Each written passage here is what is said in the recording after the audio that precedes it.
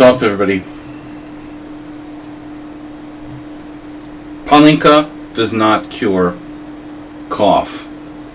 This is the conclusion of the last two streams, or the last two nights for me.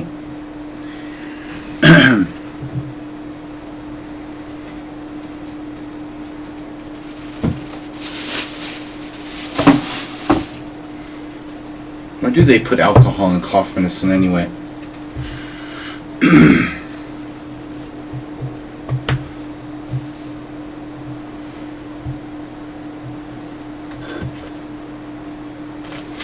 Alright. I was in a good mood today, but various factors pissed me the bleep off. Including my students who cancel all their lessons. So I must have 4 canceled lessons this week. I have a canceled lesson every day. And the people that take lessons, they don't continue to play chess. I don't know what to do. Alright. That's for all of you. What's up? I was supposed to open my study here. Anyway, I had a personal conflict with someone before the stream that put me in a really bad mood. Which is distantly, obliquely related to the fact that everybody cancels their lessons. But, there's been this very big decline since COVID stopped. It feels like directly related to economic well-being of the world. The less people pay and take chess lessons, the better the well-being of the economic well-being of the world is. I guess. I don't know. Alright. Whatever this is I had that I was sick from, it's like it just kept changing symptoms, and finally I've got like a cough the last 2 streams. That's like the last symptom it could think of. So I've literally over the last 4 weeks have had every possible revolving door of cold symptom that you can have. And now finally like a lingering cough was the last one. I don't think they can think of anything else.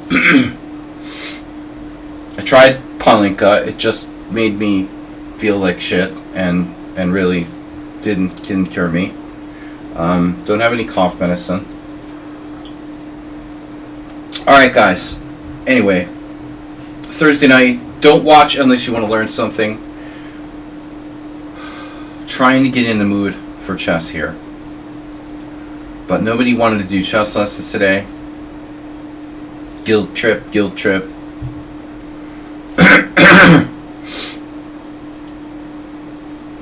Speaking of keyboards that don't work, Asterbate, have you seen my latest stream title?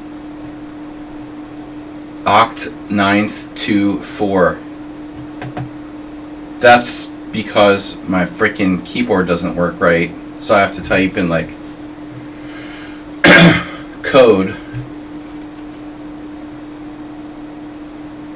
Oh, by the way, like last night, there's like perpetual mosquitoes in Hungary now. They're growing. There's no climate change. They're growing grapes. In Balaton. Okay, this is normal. But now they're growing olive trees, like grape. Wine makers are starting to grow olive trees at the Hungarian lakeside. And there's mosquitoes 24 hours. There's mosquitoes year round now. So I guess that's the key. If there's mosquitoes year round, it's probably a good climate to grow grapes. I mean, olives. We already had grapes. Now we have olive trees. They die if it gets frozen in the winter. Now it doesn't get frozen, so we can grow olive trees and make olive oil in Hungary. Hungarian olive oil. Yeah, but there's no climate change. Democrats are seeding the clouds. That's a good one on QAnon. That's why these hurricanes are destroying Florida right now. It's got to be something with Kamala Harris. Yeah, you're in touch with reality. Alright, what do we got here? Doper chess is followed. Okay. So we have not we have not had a donation since Sack Draw. Tip 606. Move 11 just... What does Move 11 do? He comes in, he just says hi, like, before the stream starts, and then leaves. That's weird. Alright, we got... I think that's what he does. We got a game from... Is that... Partia? What is this game? Fide Classical. Wait. Partia? Is that Snedsteg? No. Snedsteg is number 3. Acerbate's number 4. Planinch number 2. Which means that this was... Schumacher.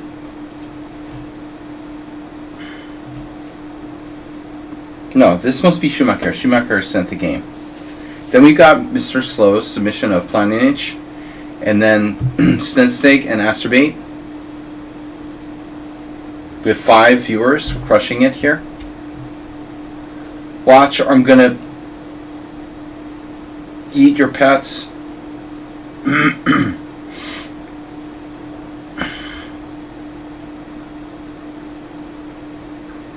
Mark Esterman is streaming late night mocking chess. Late night at 2 o'clock in the afternoon? No. That doesn't work, dude. No, it's not late night. It's late night somewhere. What's wrong with that guy? Seriously. Why are chess players so crazy? Acerbate, you can't even afford a keyboard and you tipped 1326.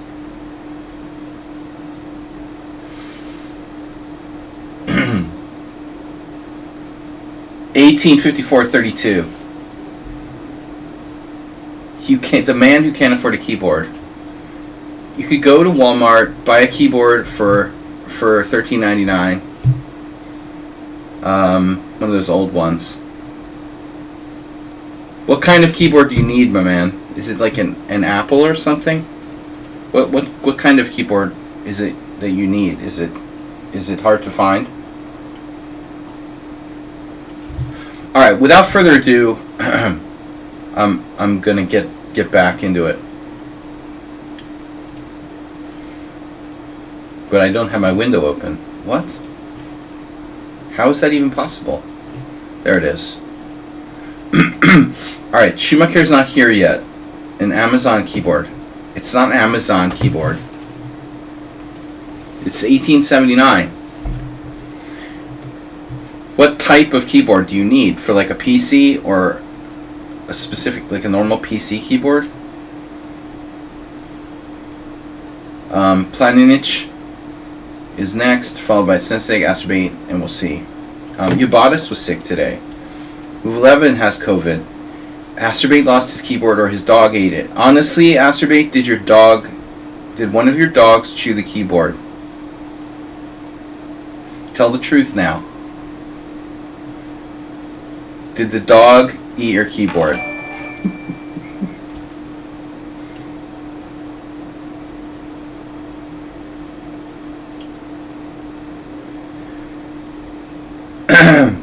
Alright. Play strong, play good. I'm trying to get started here. Okay, we're going to take a look at this game that our friend from Serbia, Mr. Schumacher, played with the white pieces. He always... No, that's not right. That's not his game. Oh, he must be black. Alright. Yeah, okay, he's black. Do I have anything on the... We got info here? Some kind of tags? That's it? Annotator event.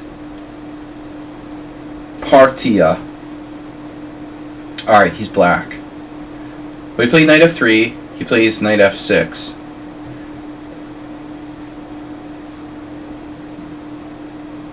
Which is even kind of weird because Schumacher, Mostly plays like Queen's Gambit type of setups.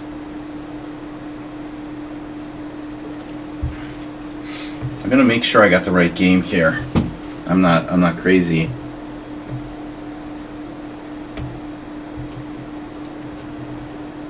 This is his game, right? Yes. I was black. Alright, so we are correct. What I don't understand necessarily is the move order. If you play d4, d5, you know, why do knight f6 against knight f3 necessarily? Is anyone out there? You guys wanna learn chess? All right, I'm gonna start a Patreon. I already started it, but I haven't released it in the wild yet. Patreon will be a lot of stuff, and people have to subscribe. But it'll be better than boring people who don't want to learn chess on Twitch, for example. All right, so we got knight f3, knight f6, b3, and you're a d5 player. Masturbate, gifting tier 1 sub to TQE1Z. That's like a password. I was like squinting at my computer today, like 5-letter. There's always like 5-letter codes you have to enter into stuff, and I can't tell if it's a 1 or an I or a 0. I'm like, I hope it doesn't lock me out, because I can't tell if it's. Everybody else go through that? Like, how do you know if it's a 0 or an O? Why, when white plays this hypermonotype thing, we're a Queen's Gambit player.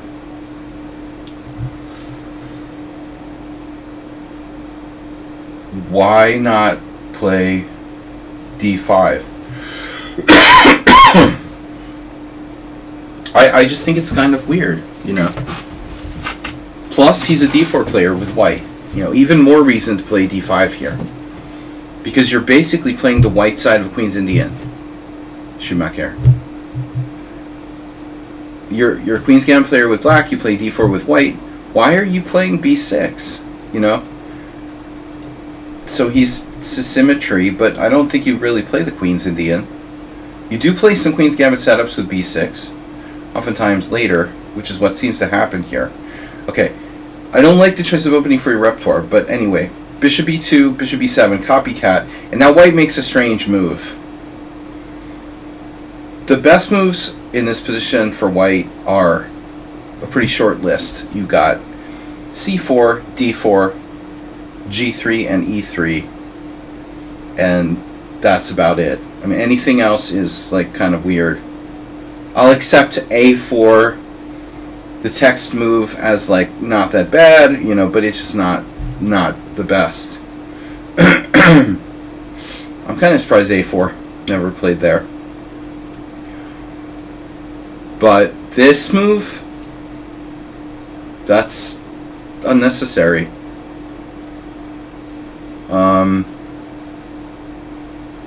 White wants to play some kind of weird ready, fine, but it's not ambitious.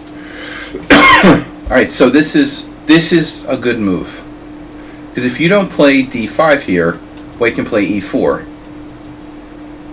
and I think that, you know, this is like, well, this is the best move. I mean, there's no question. Preventing e4 is good. Now white's probably going to play like knight on bd2. This also makes sense for your repertoire. White plays g3, okay. Again, what does d3 do, though, you know? You'll probably play that later anyway. Big deal. Alright, now e6, now bishop g2, now bishop e7, and now we're getting some games here. Hikaru versus Kononenko. Of course, Hikaru plays a lot of b3 in the last 15 years. Knight on bd2. White just simply playing the ready. What you could call a reti. And black, you know, I might have had games like this at this point with Schumacher. He normally plays the bubble. This sort of bubble setup with like c5. I would think knight c6. That's what he did in the game. Yeah, so we transposed to the bubble. castle, castle, c5. It's not the only plan to play c5 here. For black, I think, again, a5 is interesting. This is always a plan for one side or the other to maybe try to sneak in a5, a4, a5, a4, a5. And then, the other way to develop would be with the knight on bd7, which would keep c5 free rather than occupy it with a pawn. But, the forward plan with that is not super clear. If you play knight on bd7, then what's next? So c5 is the best move. And now White's supposed to play, I would play e3, and the idea of e3 is that it prevents black from playing d4. And Acerbate, because you're watching, how important it is when you're playing a Queen's Indian or b3 type of setup not to let your bishop get shut down. If this bishop gets shut down with d4, black has a space advantage, and your bishop is hit with a sandbag on d4 blocking its path, and it will have to regroup back to c1 to influence the game. And it's a typical like Queen's Indian type of thing. So the best move for white here is e3. Now the question is, let's say the normal move is e3. The other question would be like, if you were to allow d4, if white were to allow d4, is that it? Or could we try to undermine it? So try to play more hyper-modern in a sense. So here there's some games with rook e1. For example, if black plays d4, can we hit it with like c3 or e3, trying to undermine black's extended center? Parigi Gabor, at his lifetime peak rating probably of 2405. In 1995, Hungarian IM, not a strong one, but he was 2400. How's the game there? Against the guy who used to run the buffet in the Hungarian, the buffet master, Andre Ortel. Used to run the buffet in the Hungarian Chess Federation. I know everything. Like, you know everything when you live in Budapest. You know who runs the buffet. Even strong players. The guys who run the buffet are like 2300. Seriously, Parigi Gabor Ortel Andre, 1995. The year before I came to Hungary for the first time. So, anyway. You play d5, the opponent plays this. Now, this is a very strange move. I guess. Very strange, maybe not, but a little bit strange, because I think that normally one would do this when you want to maybe swap pieces, you have less space, and there's a knight on c6 or d7, swapping pieces. It does prevent d4, so it's kind of interesting. Well, black could try something very fancy here, like extremely fancy. Knight e8, the idea of building the wall here with f6, kicking the knight out. Not ideal, but interesting. I don't think Schumacher is going to do that, but I would prefer to play e3 if I were. I would play e3, and it's a normal ready. e3, queen e2.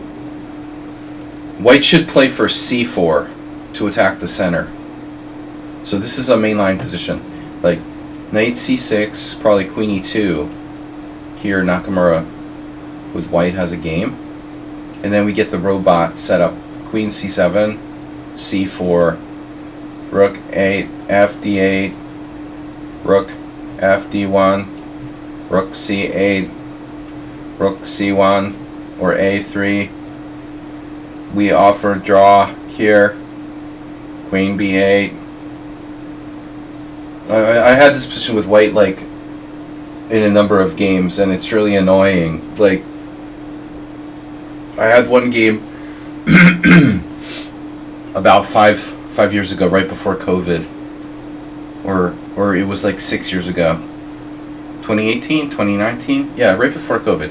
2019 against Bianca Havanese.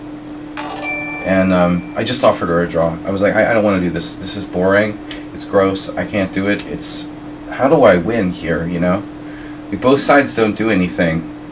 Bijak's here, you know, so this is my game with Bianca. I think, like, I like offered a draw. The other way that black can play it is, like, doing this. Rook c8, rook f1, no, c4, and then the old Karpov, Peter Large, 1983. This is another way we can sneak over there. Yeah, this is Bijak. Bijak's correct. 95 though. You could try this. This is a little maybe too risky. You're equalizing with knight c6, and then, you know, I think that white here has an interesting try. If you were Miklos Galyash playing white, or some good player, not a 2100, if it was, I don't know, Ding Liren, the problem is,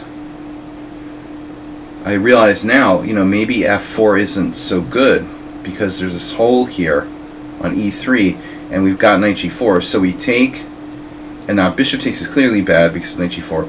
If pawn takes, then knight g4, what are we doing about this square with white, right?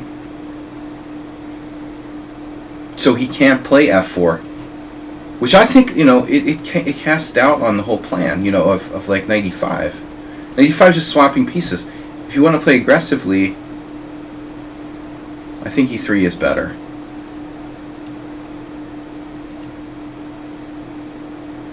Because now we just swap pieces. This move is just a draw, you know? What are you going to do? Swap, swap? Engelbert, Humperdinck? Another one? Trade another knight? Now here, honestly, bro, why didn't you trade knights and play knight d7? You're playing a higher rated player. He's basically offering you a draw. And I'm like, okay, I'm there. Take knight d7. Just don't even have to offer draw. Just look at him like, what's up, bro? Let's go get a beer or something. I'm not interested. This is like a waste of time. You gotta just do this and just, you know. White has to just accept that the position is totally equal. And that's it. This is stupid. You think he has f4 now? I mean, maybe. Let's see. Still, it's nothing. You know, I mean, it's nothing. I mean, whatever. You can take. You should probably take. This is a little weakening. I would just take. If he takes with the bishop, he's got nothing. If he takes with the pawn,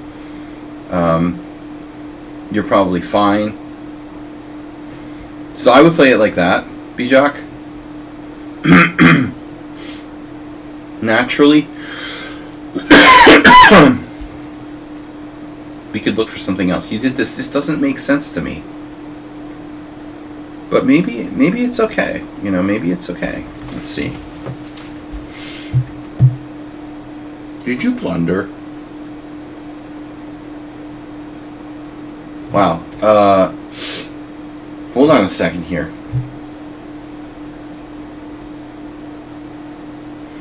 So I just need to check this. Knight takes d4.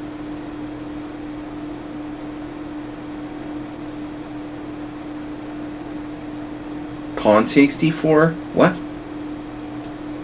No. Knight takes e5. Bishop takes b7. Alright.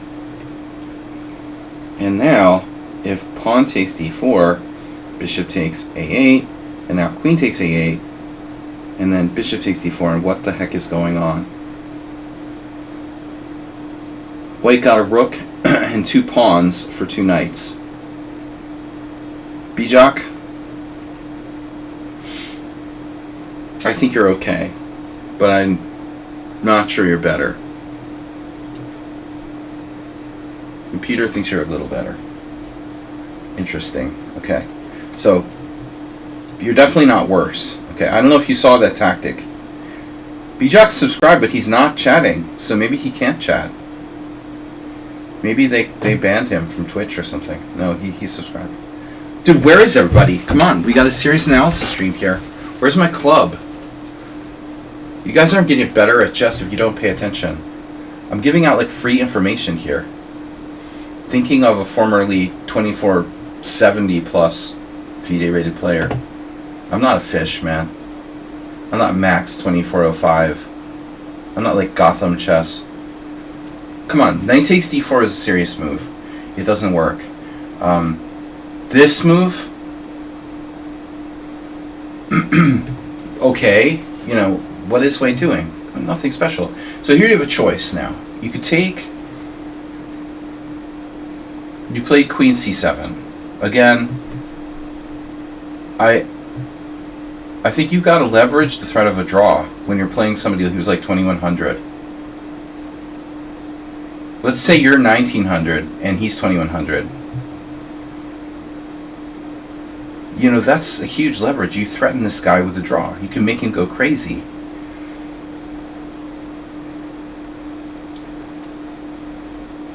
That's the added advantage. You know, you may say, well, that's boring to like just trade pieces. But this guy's 200 points higher than you, and he's got to win somehow. How the hell is he going to win this position after 97? He might do something crazy. So that's why draws are important too. People are like, oh, draws. Chess sucks because of draws. Draws are an absolutely pivotal, important part of the game. They're absolutely critical. And I think like it would be better to score tournaments. We came up with a new scoring system. Check this out, right? Draws. Wins is 2 points. Draw is 1. And a stalemate is a half point. You know how Acerbate the old days? They used to count stalemates as wins. When you stalemated someone, if they got stalemated, it was like checkmate and you won. But my new system is to count stalemate. When you stalemate someone, you get a half point. And they get 0. Basically. Does that make sense? Something like that. Alright, anyway. But anyway, you got to leverage the threat of a draw. Queen c7. Why is this better than knight takes knight? I don't know. Alright, whatever. Takes. Queen e2. White is Mr. Boring, by the way. But you're both boring. And now knight rook on fd8. Why? Rook fd8. Why this move? It's not a terrible move, but I want to know why.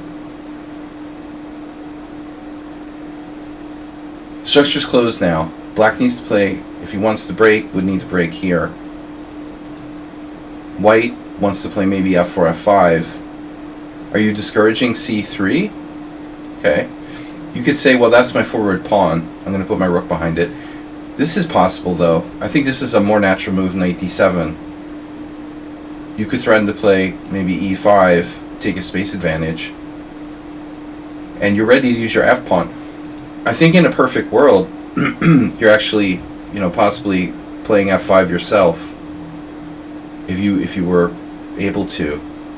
If we had a few tempi like rook a, e8, bishop d6, you could actually argue that you're playing for more with f5 yourself. Okay, fd8, then this, and now white's clearly going to play f4, f5.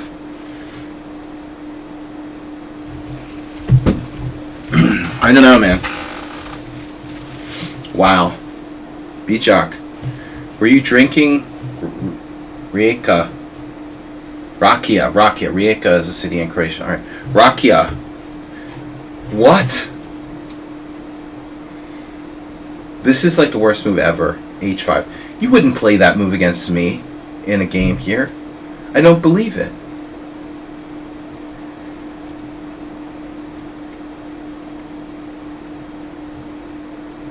This is crazy, h5. It's terrible. It's not enough to lose the game, but it's terrible. Ask me, what's horrible? Why do we have just 5 viewers? I don't understand.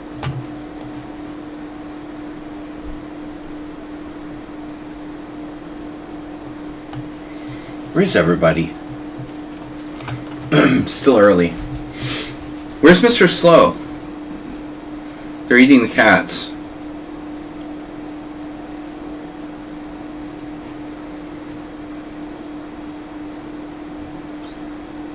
They're watching Seth, what's his name? Joe Rogan. I had to ban some Facebook today who's watched too much Joe Rogan. Too much Joe Rogan propaganda. I should have banned the guy a long time ago. He's an idiot. If your Facebook posts, confirm that you're an idiot, I'm going to ban you. Sorry. I gave him a chance. What is this? What is this? What are you doing? H5. That's like his side of the board now. Why H5? You can play this. F4 is coming. And, I agree, like, this is highly debatable. Knight 98 needs to be considered. 98 could help support maybe something else, but with the rook on d8, I don't think we're playing f5 anymore. That's not an option. But I hate h5. I think you should just play knight d7. If f4, reevaluate. I mean, heck, I'm not taking that knight on h4. Honestly, maybe, possibly, I would even consider playing like bishop f8 and going back into a fianchetto type of setup here. You're fine. Do I have a slot? I do. Hope you're feeling better. We have a lot of slots. I don't know why nobody's here today. I've had a really bad day. H5, terrible move by Schumacher. Terrible. Like, what are you doing, bro? This is weakening your king side. And then here's a beautiful move, bishop c1. Asterbate taught you this. That bishop reappearing to a useful diagonal, or just, it's redeploying most likely to d2. This is a good move. And now you play g6, defending your pawn. Alright. And now f4. Bijak. Sorry. Yabatis, you play structures like this yourself with white. Reminds me of your play a little bit here. And then black played rook e8, which is like, correction. He's correcting his previous move with rook d8, which is okay, I think.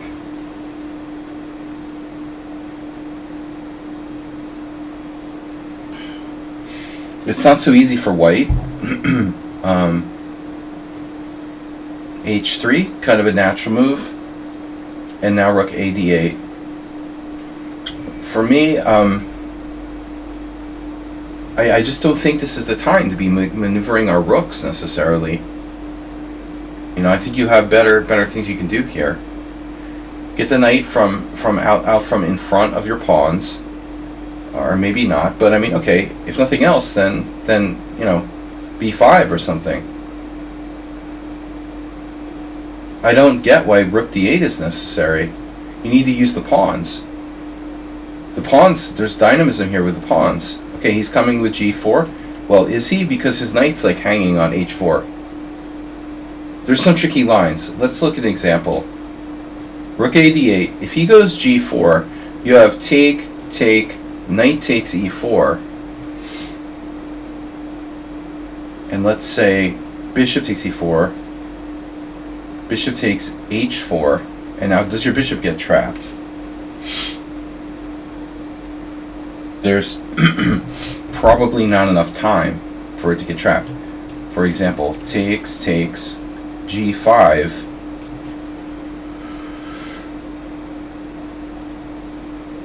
Well, honestly, it is looking kind of trapped, but we might have a trap of our own here. That's pretty close to trapped. Black has a neat trick, though. You could actually play king g7 and meet queen e5 check with f6. Or king h7, losing the bishop, but getting some threats here after rook h8. Queen h4 check, king g7, and I think things aren't looking too good for white anymore. Let's check. Here. Looks scary. It is winning for black. Check king f2, rook dh8. Boris Spassky. You're down a piece, but the initiative is too strong.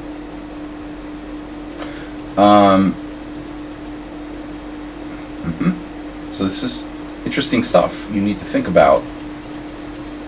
White can't play g4. But I prefer b5. This is a more constructive move. This break, the rook being on a8 or d8 doesn't change this position that much. But this pawn break does. This is a serious thing, and in fact, like, you might want your rook on c8. I don't know. You know, if you play for the c4 break, or you go a5 a4. So I think keeping your pawn break in mind is important. You played rook a d8, queen f2, defending the knight. But what's he going to do now? No g4, maybe f5. Gets his queen off the line. King g7.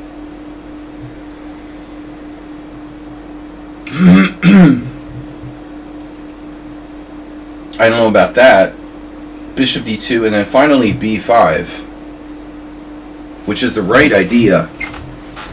It's about time. And now white plays knight f3, changing the position significantly, with eyes on new squares for said knight. So rook f8. Rook f8. Why rook f8? You might consider rook h8. If knight e5, this bishop can drop back here. But I think this is still very dangerous, because your queen gets trapped. Queen is trapped. After queen takes, bishop f4. This is a very serious problem.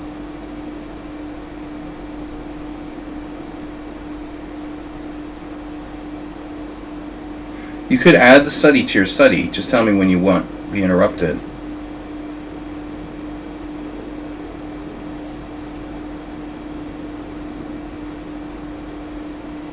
Study and study. Well, when we're done this game, how long is this game? It's pretty long, but we'll be done soon. All right. So anyway, yeah. So the game was rook f8, 95, and I think this would be an option, but it disconnects the rooks. So you played bishop b7, and now he plays a4, which, you know, I don't know that white should do that, to play on the wrong side.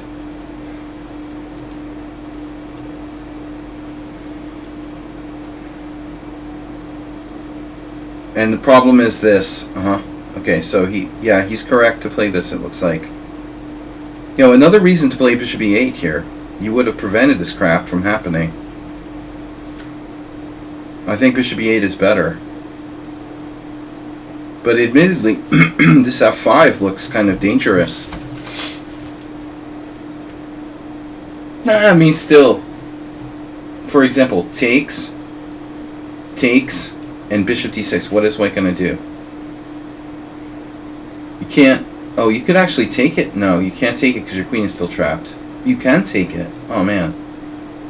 You can take it. You might be able to take it. Wow. Okay, so he can't do that. Queen is not trapped. Not after the change of pawns. Alright. But anyway, I think your bishop is better defensively on e8, you know. This forces you to play that, and now you have no play on the queen side. So a4 was a good move for him. He eliminates your c4 break.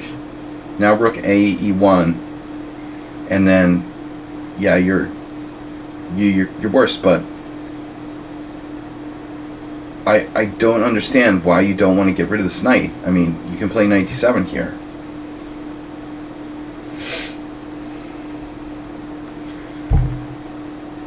He'll take, and yeah, you got a problem with f5, I guess. It does, you know, it also, I don't know if we should have put the king on g7. Alright, this was not a good game by Bijak. He did not play his best here. Queen f3, that's a very hesitant move. This to me looks like white almost has an immediate breakthrough. After bishop a6, can this guy just, like, you know, straight up go f5? Now the rook indirectly protects knight on e5, presuming that's the point. You can't take on e5, bishop f4, and if you take, like in the previous variation, he takes back, but now this is protected. And if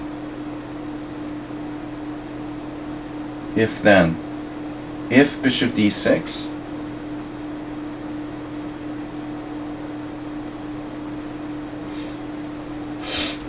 bishop d6. Let's see what the computer says. Oh, white's winning with queen f4. Or f takes g6. Oh my god. Oh my god. F takes g6. Bishop takes e5. Phew, bro. Queen f5. Unbelievable. You're really lucky he didn't play f5. Plays this hesitant move. That's why he's 2100 and not 2300. And then you go back. I don't know what bishop a6 did. Now he plays g4, hg4, and obviously he should play hg4, but he plays knight takes g4, which lets you trade pieces. This is really unbelievable. He was basically like winning with f5 and didn't play it, and now he's swapping pieces. Okay, so knight g4.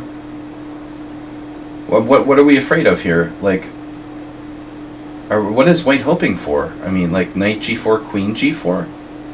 Is this what he wants? He wants this because black doesn't have. Even here, black's okay. I mean, even here you have f5 probably. I don't know, man. The play in this game was like really bad. Honestly, this game feels like it was like 15 plus 2 or something, you know. And you said it's a classical game between, you know, average players of like 2000. Huh. Weird. Maybe it's an old guy who's like not consistent. He has dementia. Right. And this is like, I offer you a draw. My name is Bijak. And I watch Saji's stream. So don't even try anything. You're lucky I'm giving you a draw here, old man. But no, you played this. This is a great idea if it works, but f5 is staring you in the face.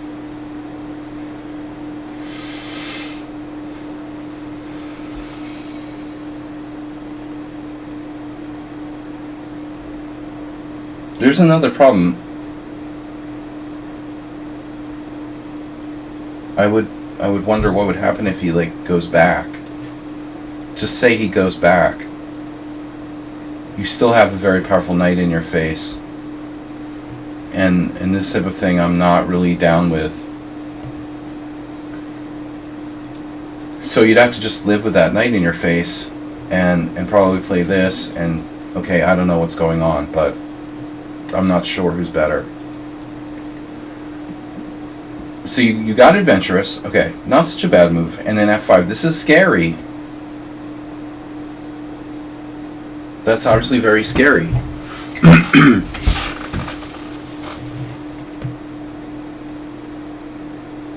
He's threatening f6 check, and he's threatening bishop h6 check. So, is he? Is he threatening f6 check? He is. He has double threat. You know, this winning the exchange, and f6 winning a piece. Okay, so you have to take it. You could take it either way. But you're going to have to sack the exchange. But it turns out it's probably a good exchange. He's probably forcing you to make a good exchange sacrifice here. That's basically what happened. The game is already annotated by, like, Stockfish or the engine or whatever. You know, I'm trying to understand what happened, you know. This was a materialistic move by the opponent. I think he could have considered maybe, like, going back. Where his knight is arguably, like, extremely strong.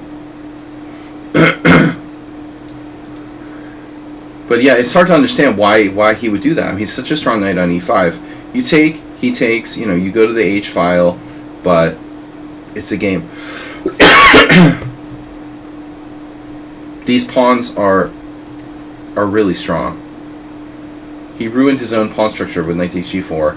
Then goes f5, like allowing you to sack the exchange on good terms. Check. Materialistic now. Where do we go? g8 or h7? This could actually be important. Or h8. So we have 3 possible squares, and I don't think that it's any, like, no-brainer here.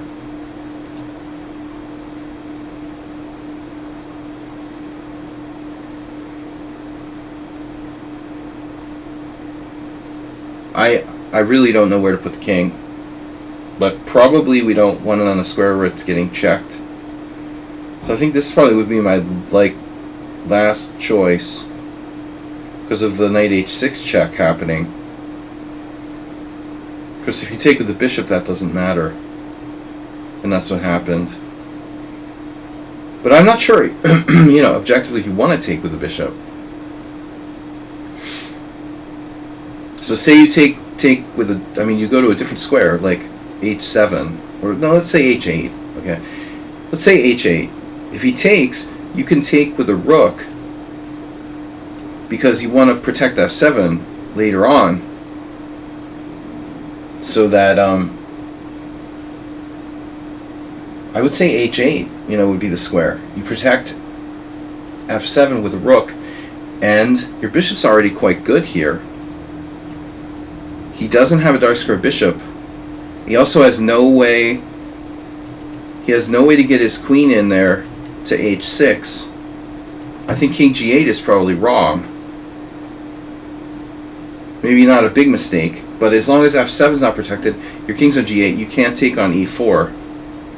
So it takes, and see now if rook takes, he has like knight h6 check, possible knight takes f5. So now you take with the bishop, but the problem is, I see your queen's protecting f7. Okay. But anyway, like, you have compensation now. This has been a long analysis of this game, but it was a boring opening that turned into an interesting position. Now black has the better position after playing pretty badly the first half of the game, like planlessly. Now he's got a problem. You know, you got a pawn for the exchange, but your pieces are all pretty good now. This is strong. Queen is well placed. Your bishop's influencing e4. Your rook is easy to get into the game. His rooks are kind of redundant. You know, it looks like black is better.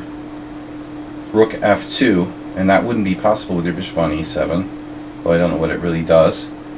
F takes g4. Oh, shit. What? Wow. So he plays rook f2, hanging his knight.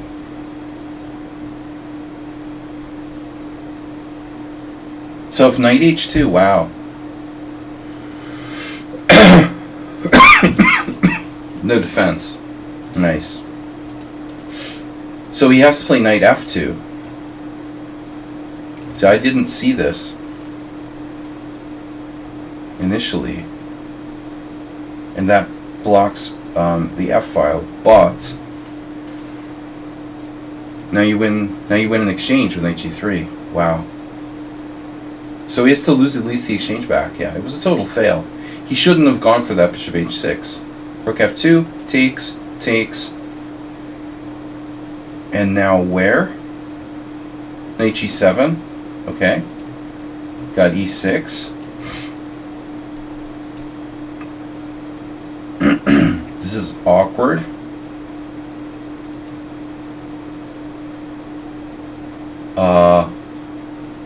Squeeze me? Bro, you have knight e6 now? You have knight e6 now? I'm going to say it again. I don't understand. Because g5 obviously walks into knight takes. You're just going to take his bishop out. Maybe this is okay. But you could play g5 theoretically. I guess your pieces are a little bottled up here. You could go back. I'm not sure if I love it. Rook h2. Yeah, he had to play g5. And now knight e6, and now he's really screwed. And he sacks his pawn and he gets nothing. Wow. He's got nothing. Dude is toast here. Nothing. Don't play too fast, please. You have a material advantage of a very serious nature. This should be enough to win. His king is clearly not safe. And now he just desperation. So you went on to win the good game overall, but a very inconsistent play, especially by white. B-Jack's opening was bad. Alright, next game. Now you can add the game. Yeah, I don't think nothing matters much at the end there. Add the game, Spectacular Camel. You could always just message it to me, but whatever. We're going to let you add the game. I have 7 viewers. Thank you guys for coming, all 7 of you. Nobody loves me anymore. What is it? I'm not good enough? You don't like the cat videos? we had too many people offended by cat videos?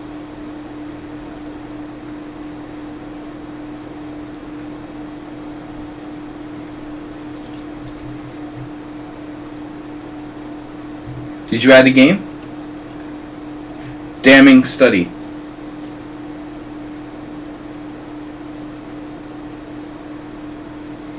It's a damning study.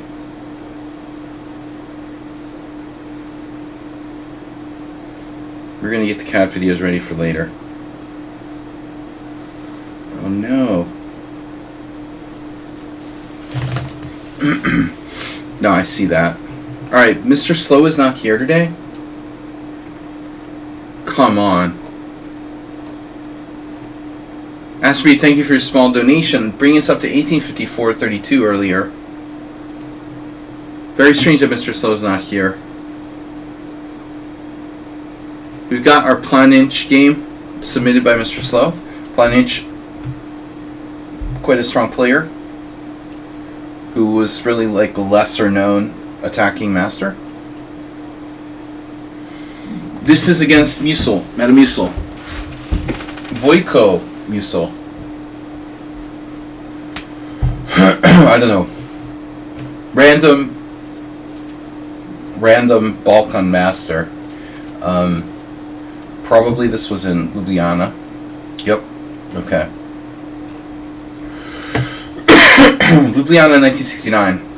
I saw a picture of Elvis. What was that? Yesterday? Elvis? Elvis was at his peak. Elvis was peaking, it looked like. 1969. They're eating They're eating the pets. Folks, the people that came in, they're eating the cats. They're eating the pets. Folks, the people that came in, they're eating the cats. They're eating the pets. Folks, the people that came in, they're eating the cats. They're eating. All right.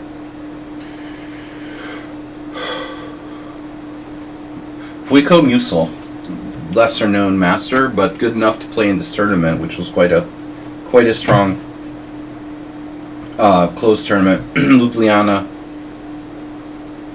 Those days, not unusual to have like a 14-player tournament or more. This was round 13, the lucky round 13 for Planic.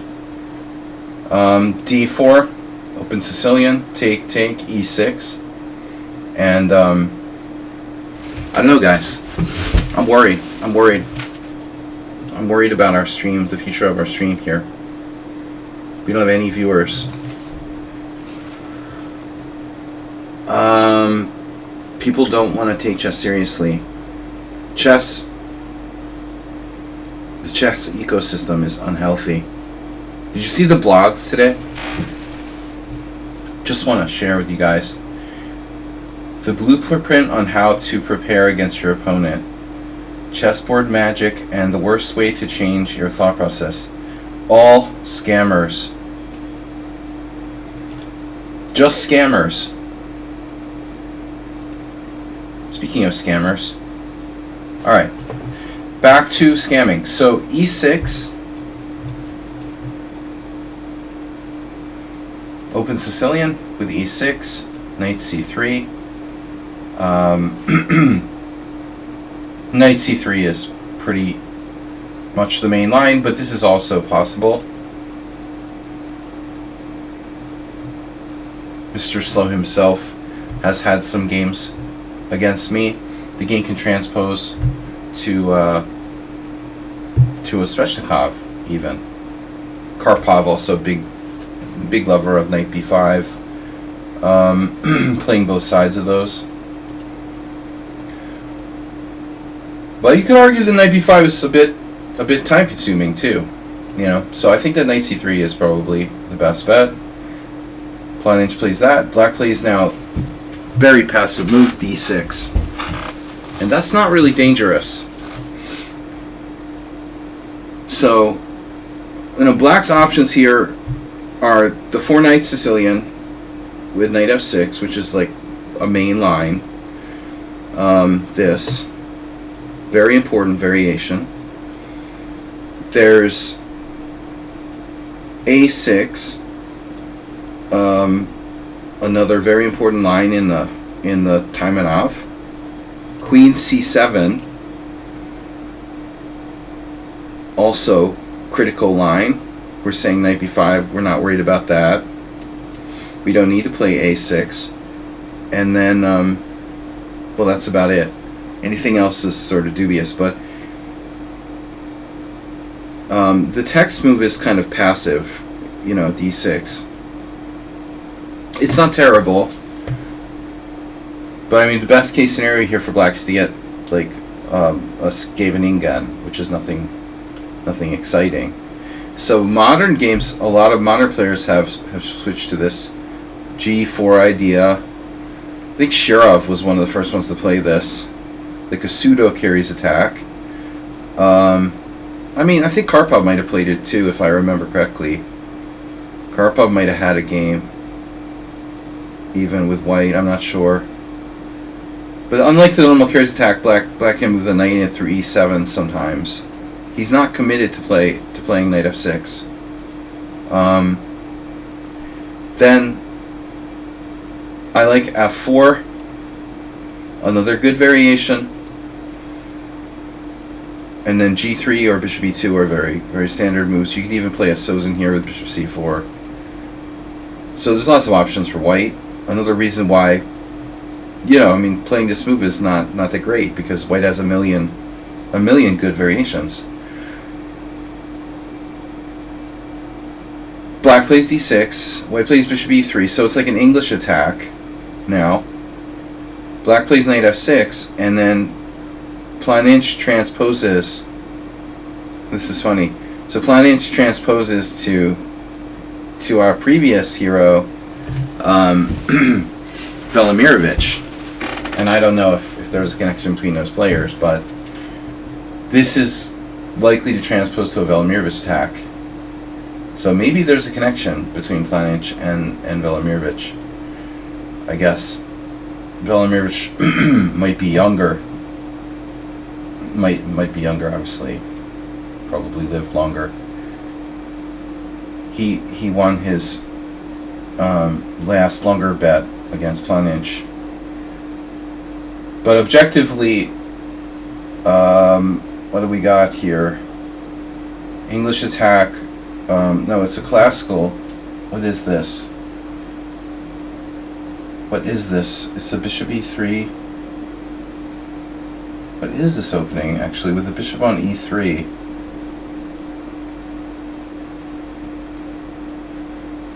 What is... I'm trying to figure out what f4 is.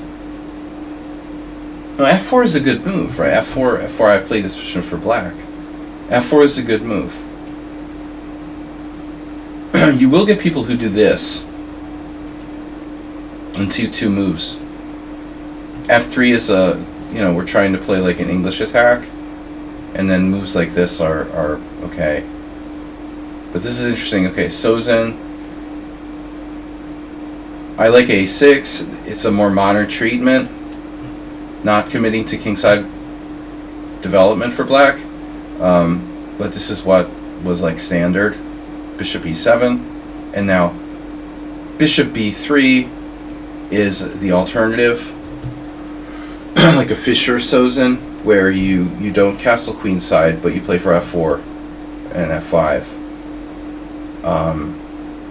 Bobby liked to play such setups with castle kingside, famously. But this is the patented Velimirovich attack, where we castle queenside, and then we can launch an attack very quickly against black.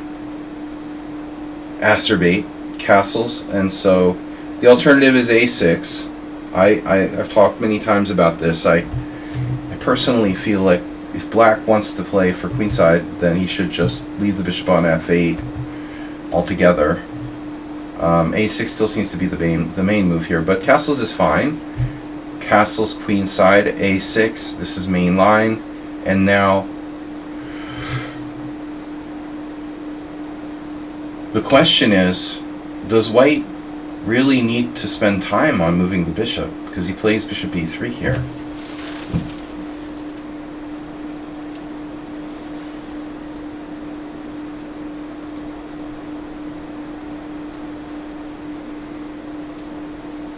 So you could try to start attacking immediately with g4. Sometimes if things open up, black could have a tactic with capturing on g4. I lost really badly like that once against Michael Rode, where I tried to grab something on g4 and ended up just like destroying my own position. It's dangerous to take this pawn. I mean, if you're opening up an attacking line for the enemy, so I think this is an interesting move. Let's see, knight takes d4, bishop takes d4, b5, so black doesn't even play e5. He doesn't even do e5, he does b5. And this is interesting. Bishop e3, b4. So g5 is possible. Oh no, it was Emery Tate versus Dmitry. Of course it is. Emery Tate versus Dmitry. This is from 1988, before I was a master. Chicago, probably. Tate respected Velimirovich, and he liked to play this stuff. He had good taste in chess players to follow, but sometimes he went a little too crazy. Anyways, so bishop e3, knight d7 is normal. This, transferring to the queen side. I had this position with black before, no doubt. I'm certain that I have. if I'm not mistaken. There is also some famous games where white takes with a rook, and like Tal had a game where his rook, came across or something like that over here.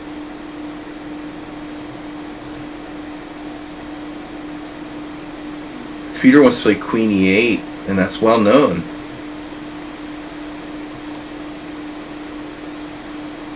Wow.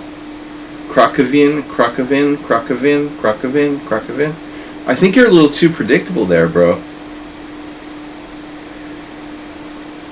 I think Krakovin has been playing this a little too much. Alright. Queen E8, an interesting idea. I never played the Castle King side since mid-90s, when I quit doing that because I got my ass handed to me by my friend who was a very strong FIDE master, probably IM string. He learned me not to play like this for black. I lost a very bad match, number of games where I just got slaughtered. Yeah, you might find this in a Ben Feingold Chessable course, but obviously it was well known well before Ben Feingold. But it looks like it probably is better than this routine move, Bishop D7. Notice Bishop D7 doesn't really cut it. I think the issue here is with the queen, right?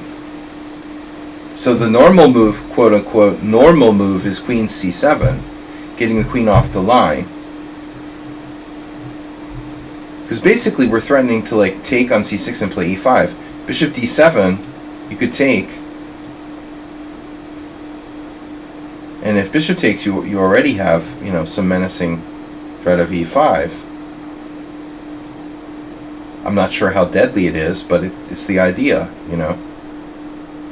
Bishop D7, so what does he do? He doesn't play, no one played knight takes C6.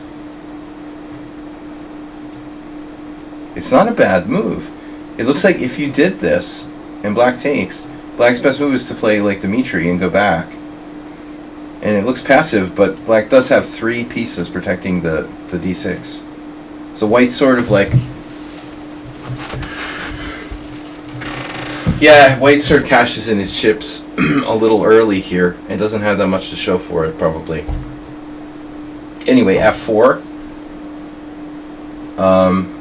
Alexander Ivanov versus Maurice Ashley, 1995.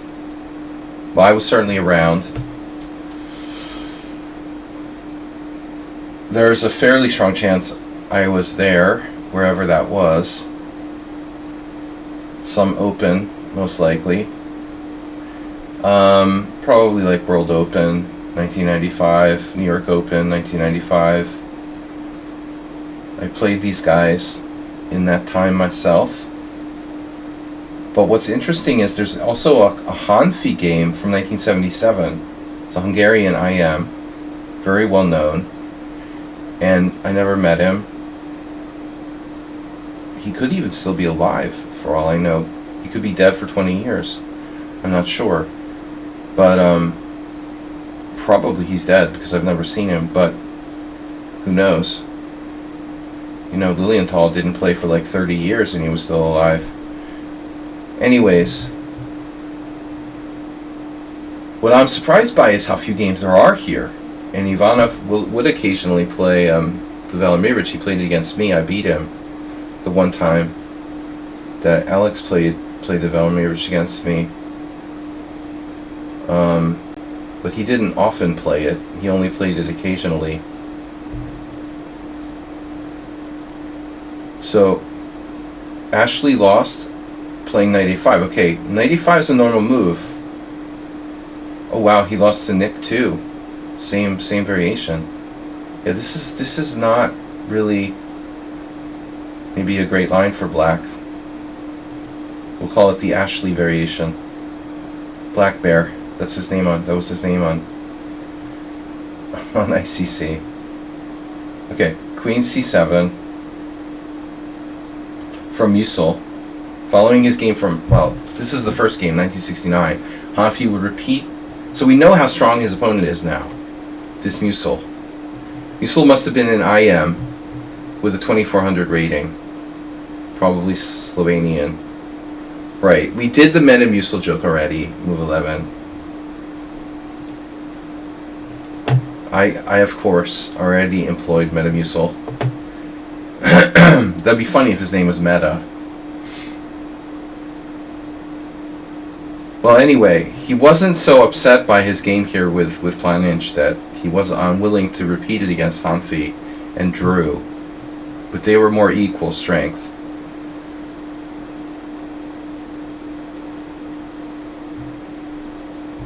The problem with Black's setup, it's a tad slow.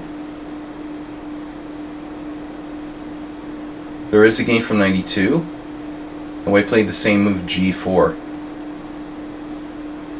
I wouldn't think that's like White's only option. The F5 doesn't really do anything. So G4 threatening G5. And now Knight takes D4. And now, interestingly, Rook takes was played by Hanfi. And in this game. But in the other game, where Black won against a stronger player, White played Bishop takes D4. So what do you think Didishko played after Bishop takes D4? See, this is sort of what happened to me against Michael Rode. We had something like very similar to this, where I was Black. This is around I don't know, maybe 95, something like that. And then I did like E5. And somehow Rode, well, he was able to allow this, you know, like Bishop takes G4 and sacked the exchange and killed me.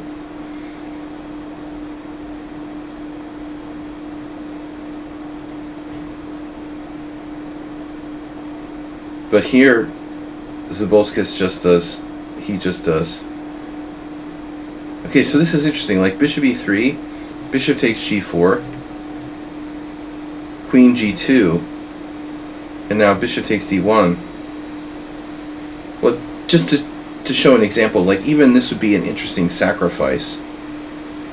But my game against Rode was even worse. I don't remember, but I had a really bad position after taking the pawn on G4.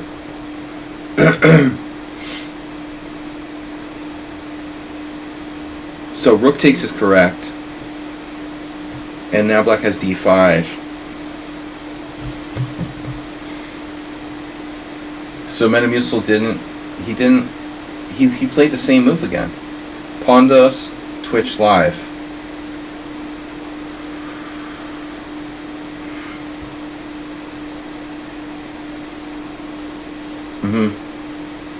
Okay, Smurf, tell me who you are.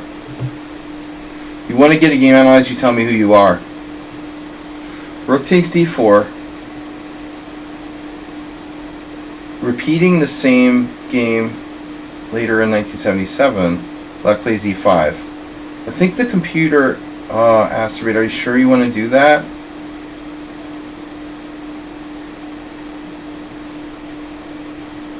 Asterbate gifted a tier 1 sub to Ponder Twitch Live. Ugh.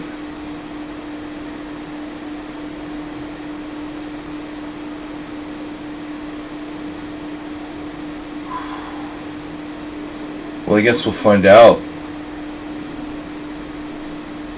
This move, there could be like variations with again, there. But the other question would of course be like E5. See, this isn't so simple because I can go here. And now if take, the pawn is poisoned because of Bishop C6. So it's not so bad for Black. It looks like fundamentally D5 was better. And Metamucil didn't learn his lesson in this game. He plays the same thing, E5. Now the problem with this is, first of all, This is just air now. He's not even getting, like, and there's also rook c4. He's not even getting an exchange. Or maybe getting a pawn. What's black getting from this? What's getting black? Let's be Yoda. What's getting black from this continuation of moves? What's getting black? I can't do Yoda, I forgot. Well, I mean, at best case scenario, you're winning a pawn that opens up an attacking line for your opponent. You know, that's kind of BFD, right? It's either good for the opponent or maybe like he has compensation. Yeah, Hanfi also played rook c4. I mean, dude, Hanfi was like a theoretician and a well-known player, and they had Encyclopedia of Chess openings, and they had Informator probably by 1977 starting. Maybe? You gotta think that Hanfi knew this game, man. You know, I mean, you get the feeling like there was no computer back then, but they had informants and magazines, and I think it's kind of like a weird coincidence that he would repeat the exact same game.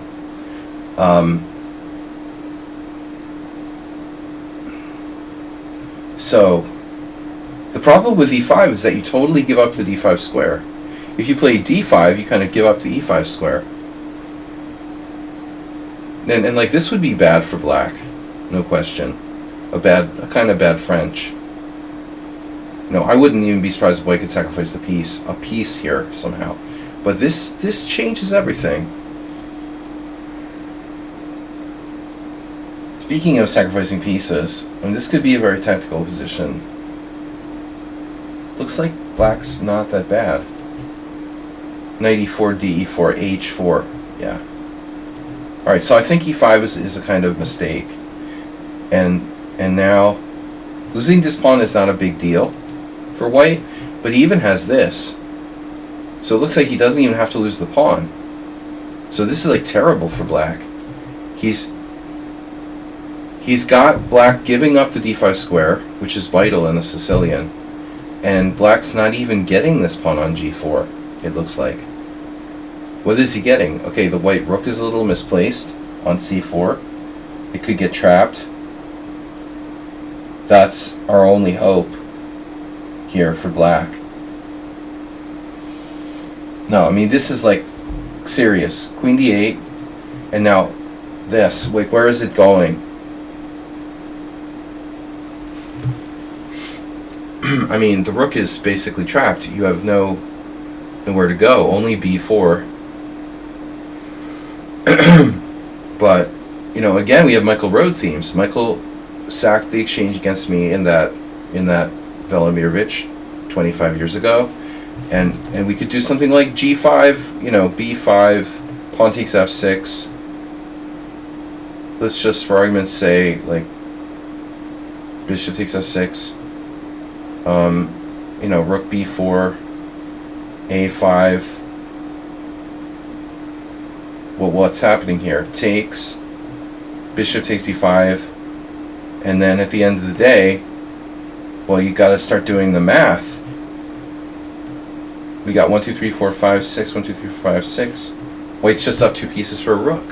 White is a winning position. It's a winning position. It's 2 pieces for a rook, and good ones. You know, this is extremely good, and this is extremely good. So white's basically just winning. So this rook thing is not enough. Queen d8, g5, and black is in trouble. And bye-bye d5 square. He plays this, and this is gone. So Hanfi played knight d5, repeating exactly the same game that Planage played.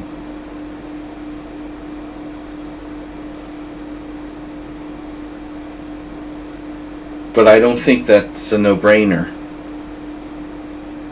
Problem is, if we take the time to play something like bishop d2, I think our problem is pawn takes f4, and this is falling here.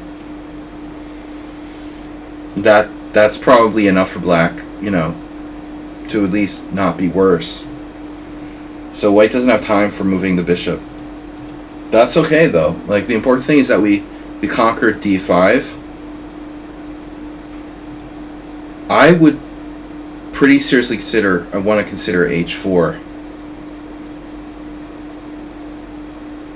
But that rook is still problematic. We can't lose a whole rook. If I have to do this, you know, there are some complications. Maybe. Like, take or wait. Maybe wait a move. a4.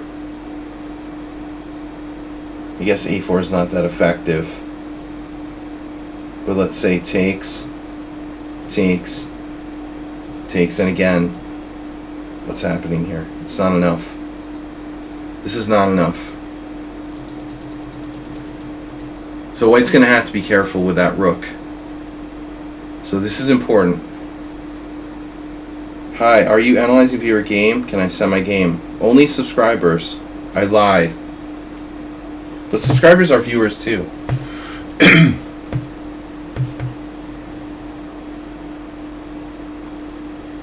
Did I get a game for somebody?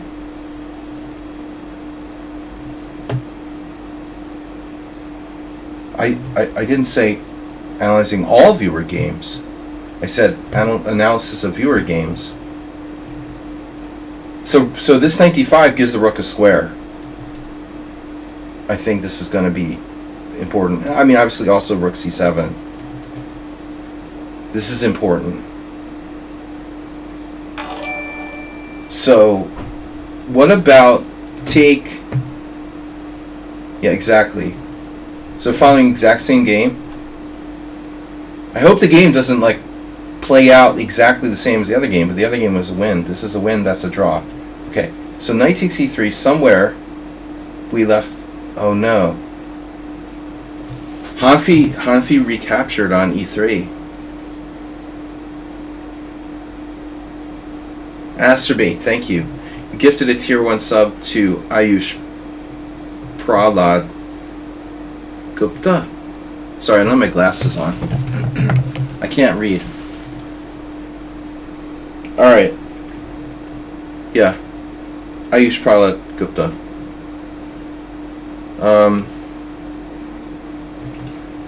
So this is interesting. This is where, you know, Hungarian IM 10 years later, 8 years later, he didn't know the exact game. He probably knew the ideas. He didn't want to take the bishop on e7. I can't blame Hanfi for not wanting to do that because the knight on d5 is so strong. But he was unable to win after queen takes e3. Maybe he took it on the next move and it transposes. Queen takes e3, e takes f4. Yeah, knight e7 check. This could transpose. Queen e7 and then queen f4. White has a little bit of a space advantage, but not that much. It does transpose. So it's not a big deal. Okay, the game actually transposes. Knight takes e3. Does white have anything better here? Queen takes e3. I like Hanfi's move. But I guess we're forced, you know, because of the threat, you know, because of the threat of takes followed by bishop takes g5, there's no option, you know, you have to transpose. So Planish just took right away. It just transposes.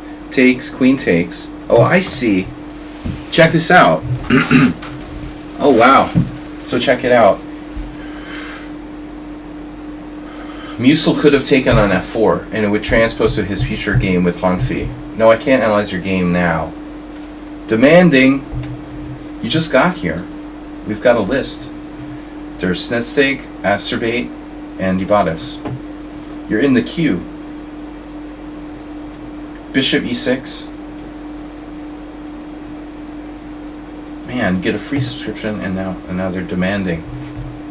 This is a rough customer. All right. Queen takes e3. Man, pawn takes pawn and he's fine. This is totally okay. I don't know how much white is better here. But man, black played bishop here and white sacked the exchange. Oh shit. That's an oof. And so this is the point of the game. Musil oofed himself by playing bishop e6. It's funny, he later got to self-correct against Hanfi 8 years later with pawn takes f4. He was like, I'm not going to have that happen again. And he drew. Wow. Yeah, see, you can't take this for granted. This amoeba on the king side is very dangerous. I do want to say, though, I'm not certain that white is winning here. You know, even though he has a beautiful pawn avalanche and a powerful bishop, is this really enough for white to be winning? I'm kind of skeptical. The truth is that black might be okay. Bishop takes c4.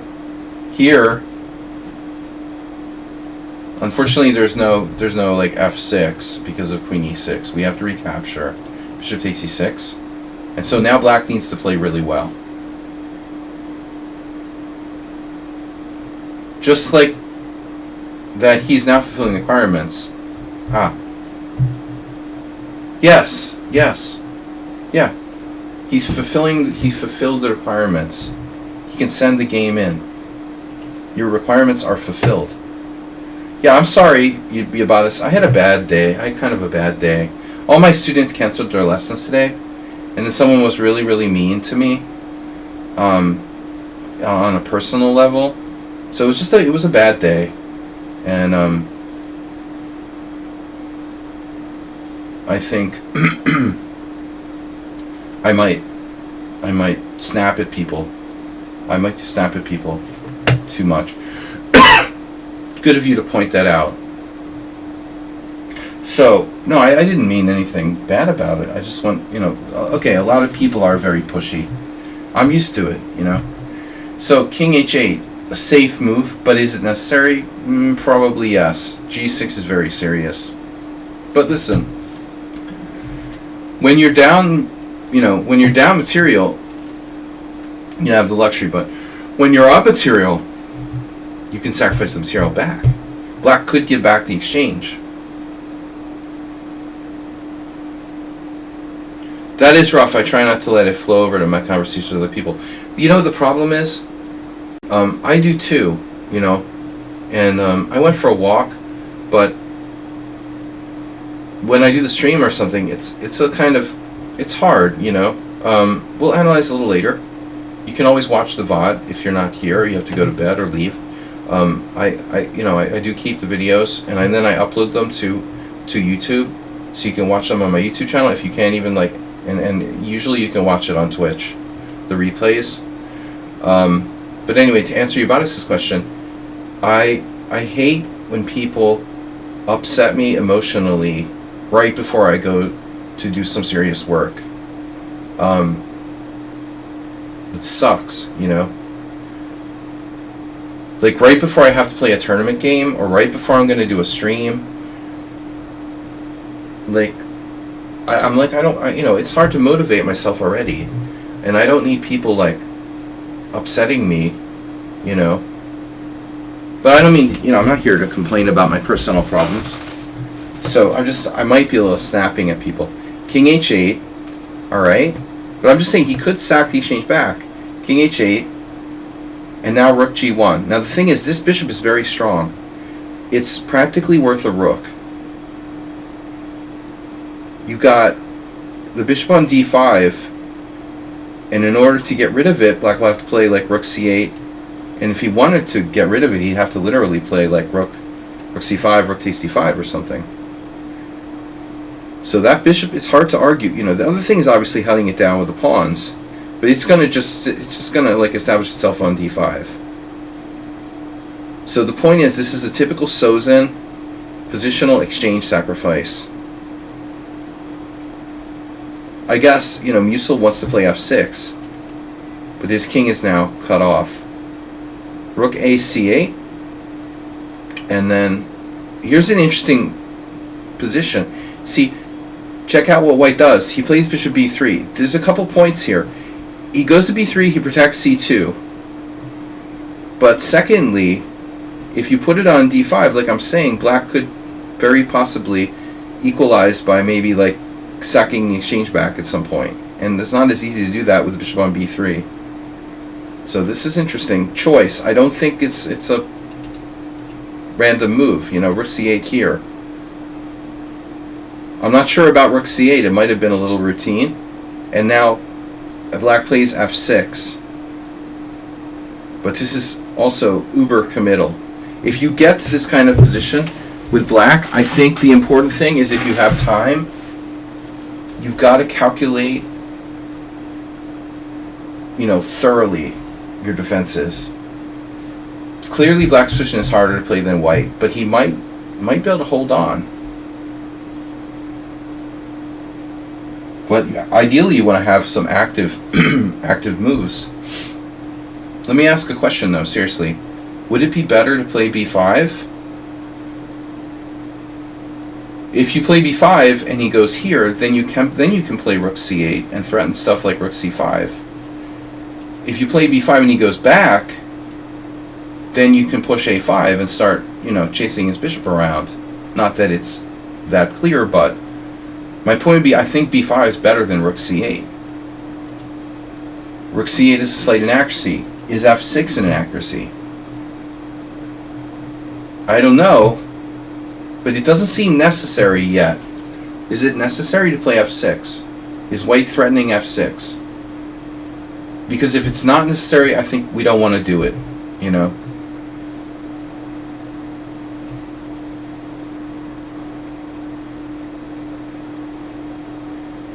Another idea for black would be to defend, if necessary, with like sticking the rook on c4 and like giving it away. If it comes to that, that's an option. But I'm afraid black black loses the game, guys. Here's another square for the bishop, by the way. Black loses this game. How do you think he loses this game? And black can also play d5. Yes, move 11, of course. Yes. But I'm going to say, like, I bet black's holding on here, but he needs to play very accurately. And what happens usually is that we, especially when we're up material or something, we tend to play, like, people tend to play routine moves. It's the routine moves that kills you, you know? It's not enough for black to play routine moves here. Black is under a lot of pressure. Let's see the evaluation. See, this is why cent upon loss is like meaningless, really, for humans. I think white is better in every practical sense here. Perhaps you could argue that the onus is on white to do something, therefore maybe it's easier to play black. But I don't agree. I don't really believe that. You know, there would be a case to be made, but 0, 0, 0, 0, 0, 0. This is not 0, 0. Like, it could be 0, 0, 0, 0, 0, 0. But if you make Magnus Carlsen play 10 of the top 10 players in the world, and you give Magnus white every time, what do you think he's going to score in this position? Or, even worse, you make 10 top players in the world play against a computer from this position with black and see how they do. You know, probably not going to be that great. It's not going to be 50%, and it's not going to be 10 draws. I can assure you. The reality is that it's 0-0 if black plays like 15 perfect moves in a row or something. But more likely, like, black's going to make a mistake. I just think this move is a tad committal. If white were actually threatening f6, then okay, but I don't think that's a threat here. So why play it if f6 is not a threat? Routine. Now you could play h4, but he plays g6. And now, you know, that wasn't forced. I mean, this looks like way more flexible for white to play h4, by the way. I'm only playing g6 if I'm certain it's good. And here again, like a King's Indian. You know, you can let white take on h7 and hide back there.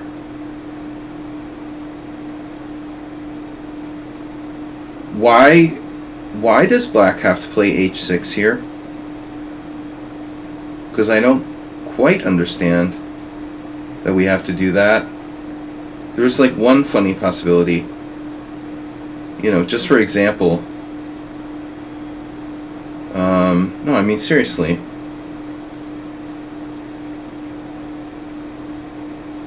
Just say you did a random move. Yeah,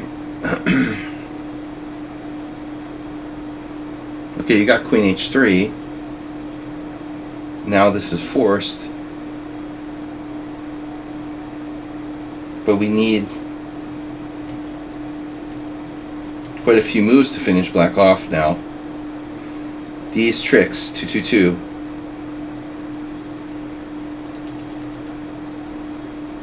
It's clear in my mind that black is practically in trouble. So he's sure. But I'm not sure if black should play. I would not be sure if I should play h6 right away. I don't think that white's threatening anything, you know. Okay, h6. He figures he's safe for now. But look, rook up, rook over, rook takes. And that is mate.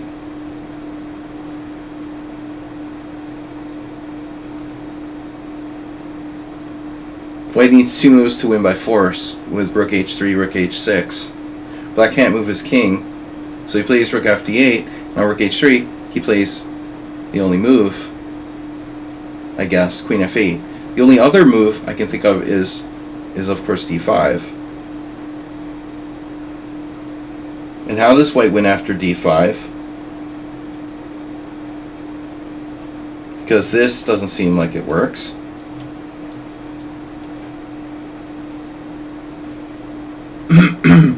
We would have to just take the material. After d5, we just take the material with bishop takes d5. And now black sacks on d5. And then, okay, what's going on? Well, black's down a pawn. And he has to mind this threat of rook takes h6 all the time. So I think that's not optimal, obviously, for black. Alright, so he has to play queen f8. And now, pawn seems weak. Difficult question to answer.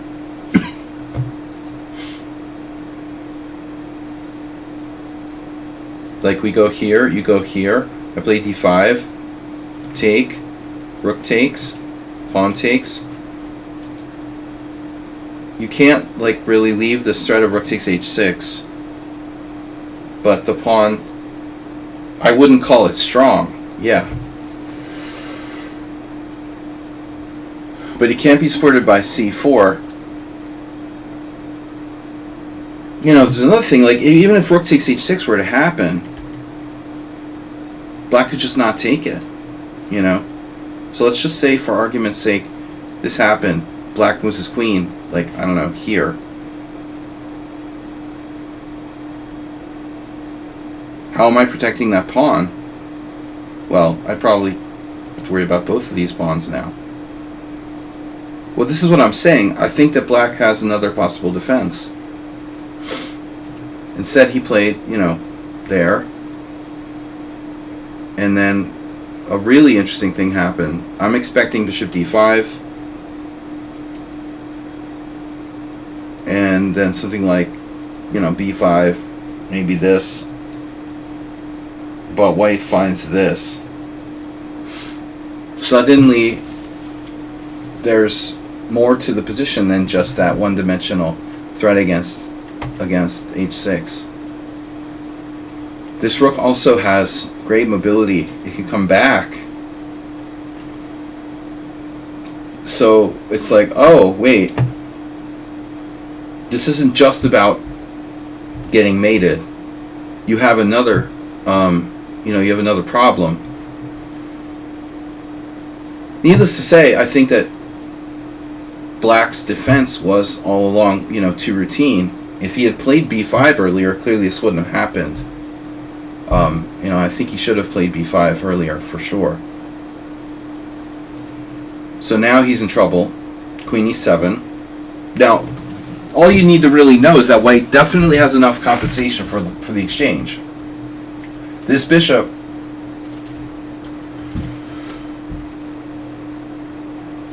is worth as much as a rook, no question. So there's no argument here like black's up the exchange, so he's better. No. The only way that black could be better up the exchange, maybe, is if black were able to trade off like both of white's, queen and rook. I could see black maybe winning. Even there, though, like, how is his king going to get into the game? Even if you traded off, honestly, that's really insane. Think about it. What if you traded off both queens and rooks? One queen and one rook. And black's king is just stuck on on g8. h8. That'd be crazy, right? You just have no king. The bishop and king might be better than the rook. I mean, so queen e3. See, this is like repeating position, and they're probably in time pressure. Goes here. Yeah. So white isn't winning. He's not winning. He's better, but he's not winning. So check this out. This is great. He plays b4. He's playing on the queen side. I would think like rook c6, maybe. Probably. But this takes away the c5. And so when you move the rook and I play bishop d5, you can't sack your rook for it. This is really amazing. a4. I think at this point, I really want to play d5 and try to take that pawn. But it's not going to fly. The bishop's inside now. You try to do this, I can just take with the pawn. And you can't take here because you're getting mated on h6 for real. So, wow. So he takes over the queen side. Rook e8, queen b6 again, rook e c8, and this is desperation now. Wait a minute. Okay. Hold on. Black played rook c8 now, threatening c2. But don't we still have queen e7? I mean, it's getting worse. The whole situation is getting worse. And honestly, we can see like a total trash compactor now. a5, move the king, c4.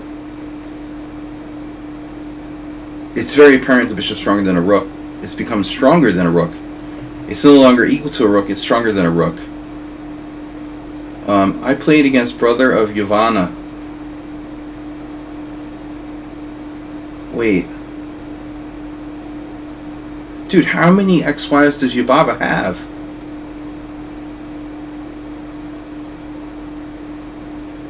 What? For your information, I played against brother of Yovana, ex-wife of Yubaba. How many, let me ask another question. How many Serbian ex-wives does Yubaba have? Alright, but you're distracting me. We're in the middle of analysis. And you're talking gossip. Rook e8, and the dude just takes. And that's debatable, right? But what are we going to do? Take. Heavy piece ending. Oh no. But there's a problem.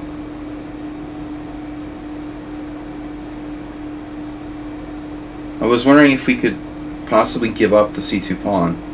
Why'd you give up your nice bishop? Well, because he felt he had no other way to make progress. But no, I think the problem is c2 is why. He gave up his nice bishop because of c2. Like, your only other option is like bishop b3 or something.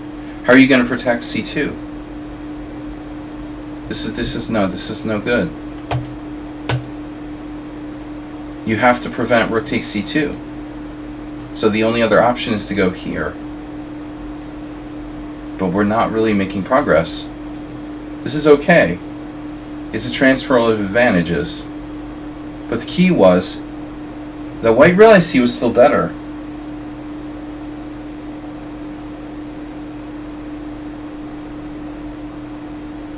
Is it enough?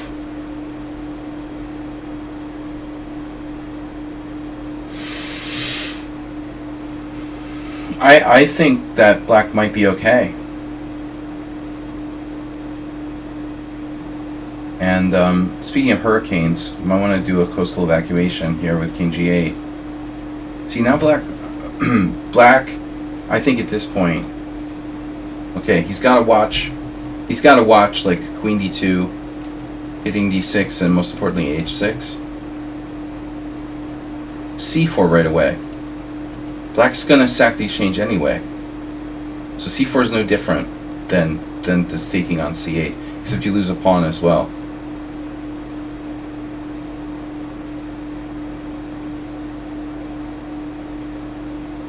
No, I mean, sadly, he has nothing better. Takes, and now here.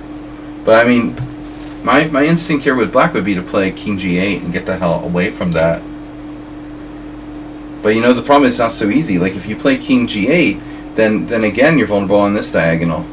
So queen d2, we're hitting here. We're possibly coming in there. Black is still worse. And the black king isn't much safer on g8. They're not bad questions, Dietrich's.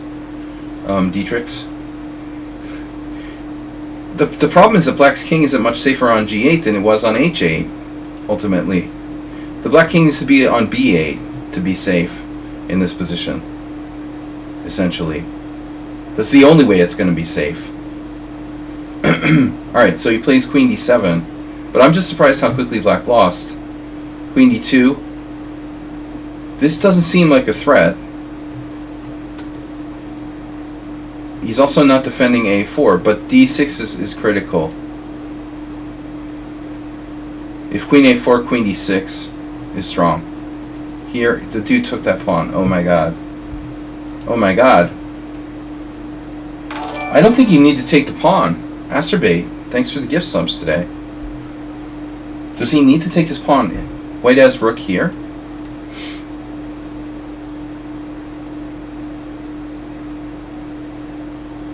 And black has potentially like b5. Black has a number of interesting ideas. I think he might have this.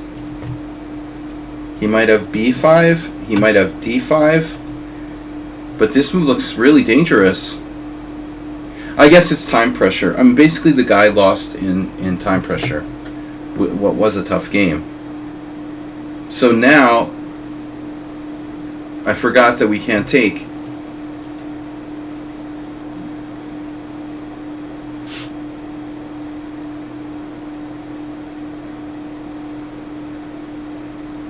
I mean, damn, now, I mean, white is like a pawn down now.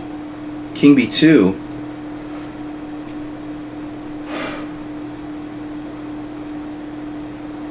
The rook has to stay on the 7th rank. Otherwise, rook takes h6 is dangerous or mate. This is like mutual time pressure with a 40 move time control. The game was played in 1969. Now he plays king g8, but I think this might not be the right idea. He needs to find a good move now. Something other than king g8. I believe that black should be maybe okay. There is something I wanna look at though. You know, just like are we winning after rook c3?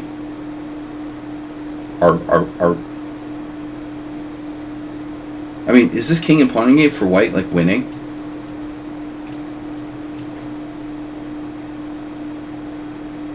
It's a good position, but black has b5, so I don't think so. Move the king. Black plays king g8. c4, and black moves the king, and now black's probably winning. Okay. No. So I don't think that white is winning. Wow. But apparently this doesn't work. Rook d3. Wow. So queen c6 doesn't help. He has to play queen d7, only move. Shocking how few options black actually has. And he's still under a lot of pressure. Rook d3, rook c6, c4. And it looks like white is just almost winning. Anyway. Your league match yesterday, my Italian opponent just messaged to say, thanks for playing and staying around to analyze the game. Oh, bad jokes. No time for bad jokes. No, this is serious now. Right. Well, we'll forgive you if English is not your... you gotta cut some slack to people whose first language is not English. Anyway, okay, really interesting game. Black eventually lost the thread here. Queen a4, king b2, and this is probably time pressure. I thought this was scary enough, queen d5. I mean, if you just play queen d5, and black probably has to go back, and then we could just hold. White's slowly making progress. White's getting in there. I mean, even this is probably good for white. But I guess this is stronger. So now what about rook c6? It looks like here black, collapsed. Can the queen get trapped? Rook c6, rook a3, queen b5, almost.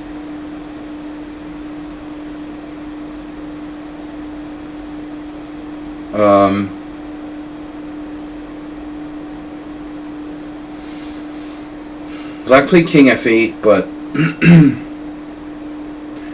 so the problem is, I get it. The pawn on g6 is a winner, right? Because at the end of the day, even if you defend e6, this pawn stays protected. So it's rook takes, queen takes, and black is lost. Damn. But I'm telling you guys, go back in this game and think about black's defense from point move 20, 21. I don't think that black is lost here, but it takes a very skillful defender. Again, if this was Magnus Carlsen against Grandmaster X, who was rated 2700, they played 10 games from this position. Magnus was white. Like Yabata said, Magnus would win at least 6, points. Magnus would score at least 6 out of 10. Even though the engine says it's 0. And by the way, the computer likes the text move, rook a c8. I like b5 better. It's kind of unsure now. I think that was a better try for black defensively. To induce, why not, I don't think it hurts to play b5 for black. He should have preferred that. Okay, guys. Anyway, that was a long game. Next we have Snedsteg versus Nyberg. Mr. Nygaard, you're next.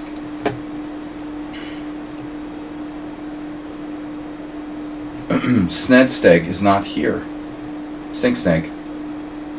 I can't believe we have 9 viewers. Usually I have 15, or what's going on? Where 15 viewers? There's no 15 viewers. We're down to 9? 9? 8? What? Where's our people? Where are all people? Mr. Slow's not here. What's going on? What is today? They got sucked up in a tornado and a hurricane? They're all from Florida? I'm not going to stream if we have less than 15 viewers. That's it. I'm serious. No, that we never got above 15 today. I think our max today was 17. You're not even running in the running for the most annoying viewer. You're totally okay. But I mean, serious. I'm serious. I'm not going to stream anymore if I don't get at least 15 viewers. Because this is ridiculous. We got to have a limit. You know, I don't expect a big audience, but I mean, where's our regulars? Where are my regulars? You know, they're not even here. Acerbate's here. Ibadis is here. But then everybody else is like not here. Only a handful of people. Where are the regulars? I'm going to have to start sending out, like, you know, reminders or something. Like it's a dentist appointment. Is that what I have to do? I have to send out, like, cards in the mail? Like, come for our analysis stream on Thursday? What's wrong with you guys?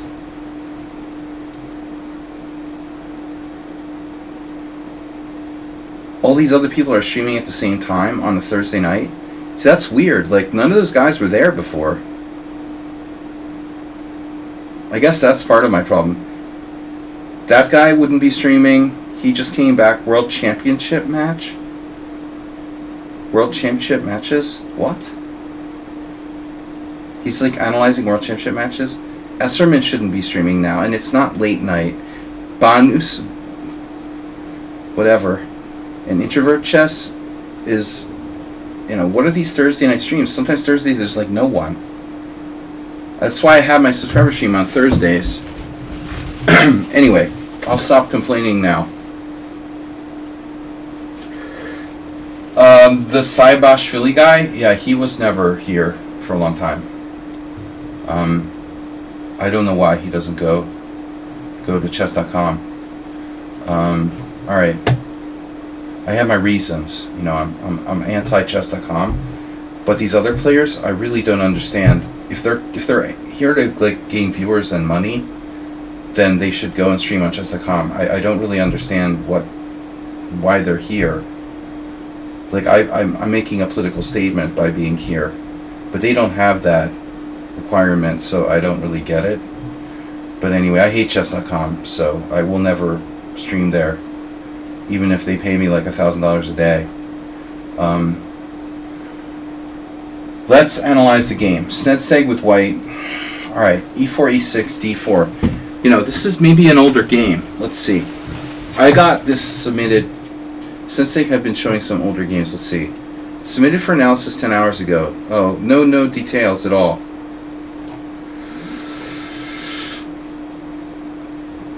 No details at all.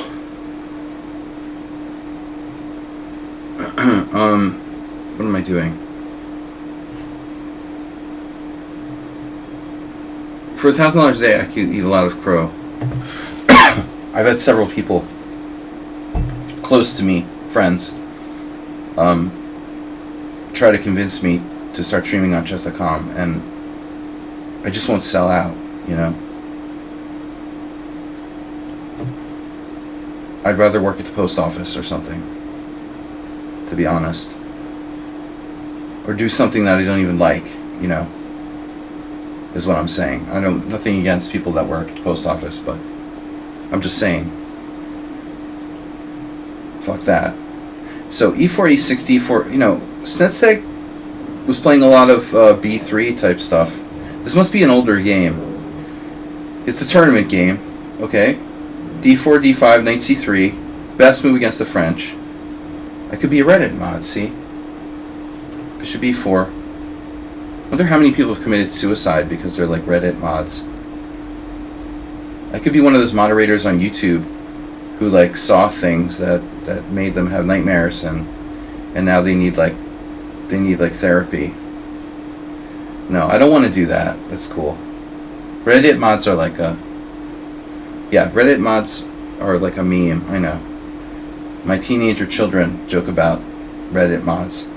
Bishop e4, e5, c5, a3. Now, I noticed somewhere lately that this is quite the interesting statistic. Reddit mod, look, my viewership is mostly age 20 to 47. Okay? So little kids don't watch me because they know I hate their parents. No, I mean, I'm, I'm not. I don't appeal to little kids because I'm too serious about the game, and, so Reddit mods would probably be pretty much up my alley, as long as they're over the age of 18. But then once you start getting, I don't know why I don't have. Well, I guess older people. I don't know. They all died or something. I'm surprised I don't have more viewers between like 47 and 65 or something.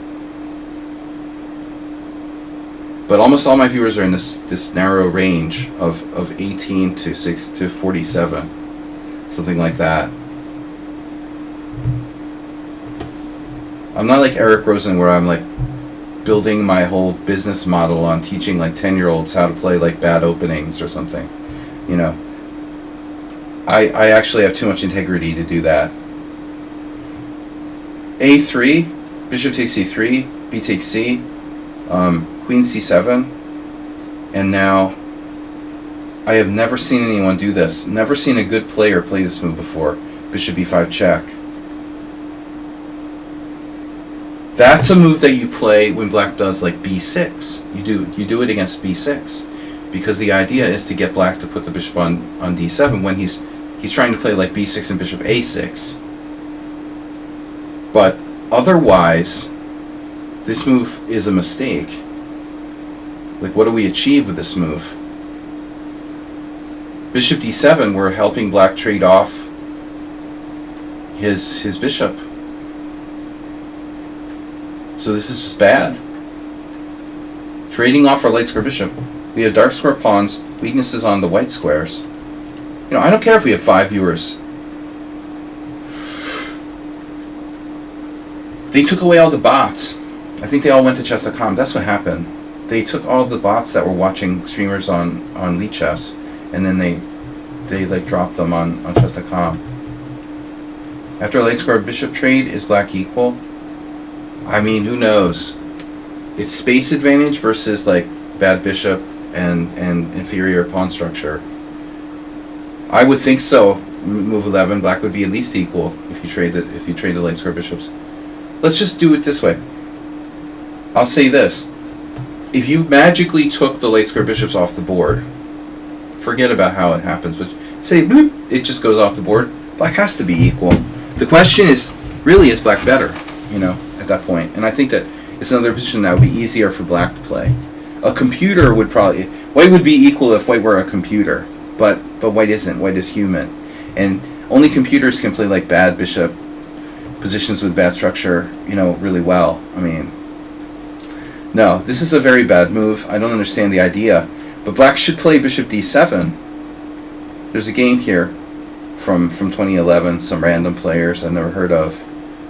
I think it's safe to assume this is not a correspondence game with white playing bishop b5 check. Lichess is a niche-driven platform. What's its niche? Like bullet chess? Bishop d7. Well, the point of lichess is to not, that it's not... I mean, it's open source, man, and it's not charging people to play here. We're trying to scam them out of their money, like it's Roblox or something. Chess.com tries to scam people out of their money, much like other companies, Google, Microsoft. But I don't get it. Bishop b5 check. Okay. Why not bishop d7? Knight c6 is okay too. But I just don't think it's any reason to not play bishop d7. Plays it anyway.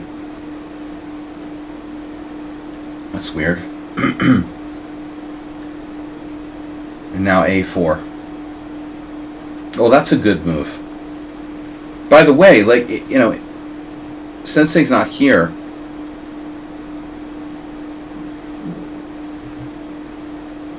Would he have met, like, bishop d7 with a4 as well?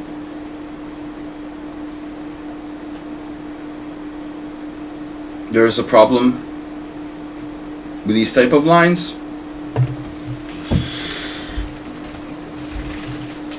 Or not? I mean, Botvinnik was big on queen c7. And the main idea here with this move is not only to apply pressure down the c-file, but defend laterally. So it's like Smyslav Botvinnik World Championship match. Queen g4, black plays f5, usually. I mean, knight e7 would transpose back into a poison pawn type of whatever they called those, you know, queen takes g7. But Botvinnik liked to play like this, you know, the queen defends here laterally. But the other thing is this pressure here, you know. So what about like this? This is not a joke. I mean, c3 is not a joke. Here, check, okay, whatever. But ultimately, after bishop d7, we've got a problem with this. You know, so now you need to ask the question, like, does white have time to play something like a4 because of pawn takes pawn? I mean, are we just losing something here? A rook, a pawn. I mean, let's say recapture, queen c3 check. Now I have to play bishop d2, and I lose my d4 pawn. And how much compensation do I have? Probably not enough. Alright, anyway, enough. So check here, here, here, and now you have the Nimzovich. Yeah, I don't know if These Tricks was talking about this, but Nimzovich liked the advanced French. So Andrei Zontak, that's a grandmaster I haven't heard about in a long time. He's Ukrainian. It's possible he was a Facebook suggestion at one point. I believe that's a Ukrainian, but who the heck knows where he lives? Or if he's still alive. Yeah, so Nimzovich tactic, you know, knight takes e5. So a4 defends the bishop, so that's not an issue. And then look at the salad here. Surprisingly, you know, not only Zontak, but by the way, Zantac causes cancer. So if you had problems with Zantac, you might want to, like, you know, join some kind of legal action. No, that's different. Zantac. Okay. So a4, knight on g to e7. There's a class action lawsuit against the company that makes Zantac. My dad used to take that, and he never got cancer. Knight on g to e7.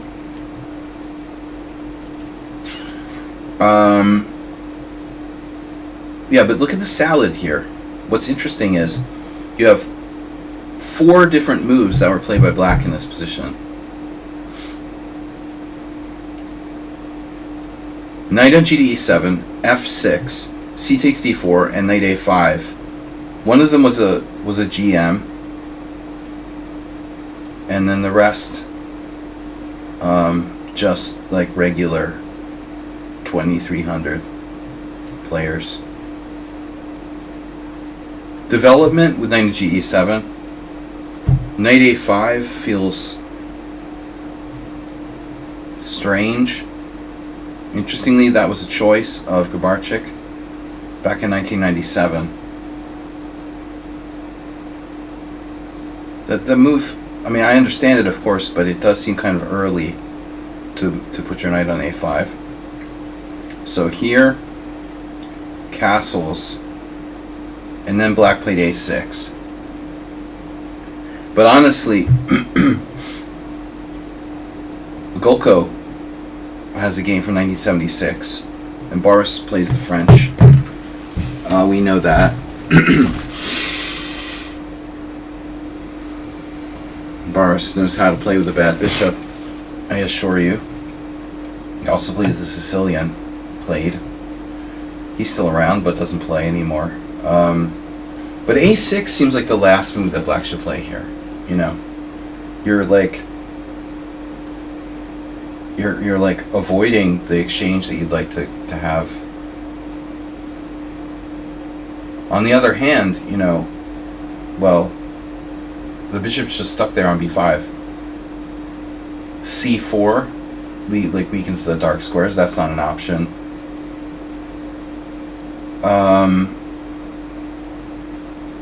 b6 is an interesting move that was played in a couple of games.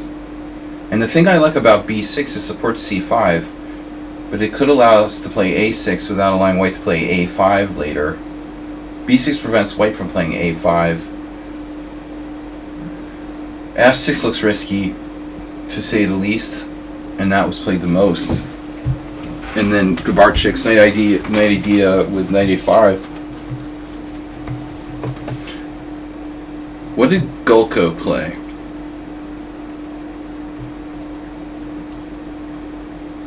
Yeah, he played b6. I like this move. It's solid.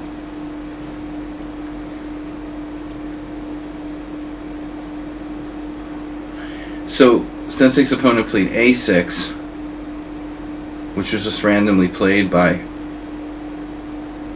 one opponent in one game.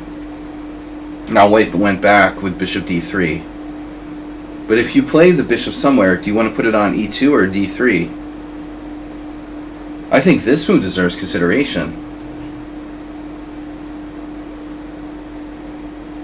The obvious question, like what happens after pawn takes pawn, knight b4, I doubt that's good. You know, because white has like tricks. Well, I wish I had time to play a5. But this might not be good enough. But let's see. Knight takes, bishop takes e7. King e7. Rook c1. Bishop takes a4. Queen d2, just for example. And now we're threatening bishop d3. And the black king is like sitting in the middle of the board. Good luck with that. You know, I don't think that's going to last. So I would say, like, you bring the bishop back to e2.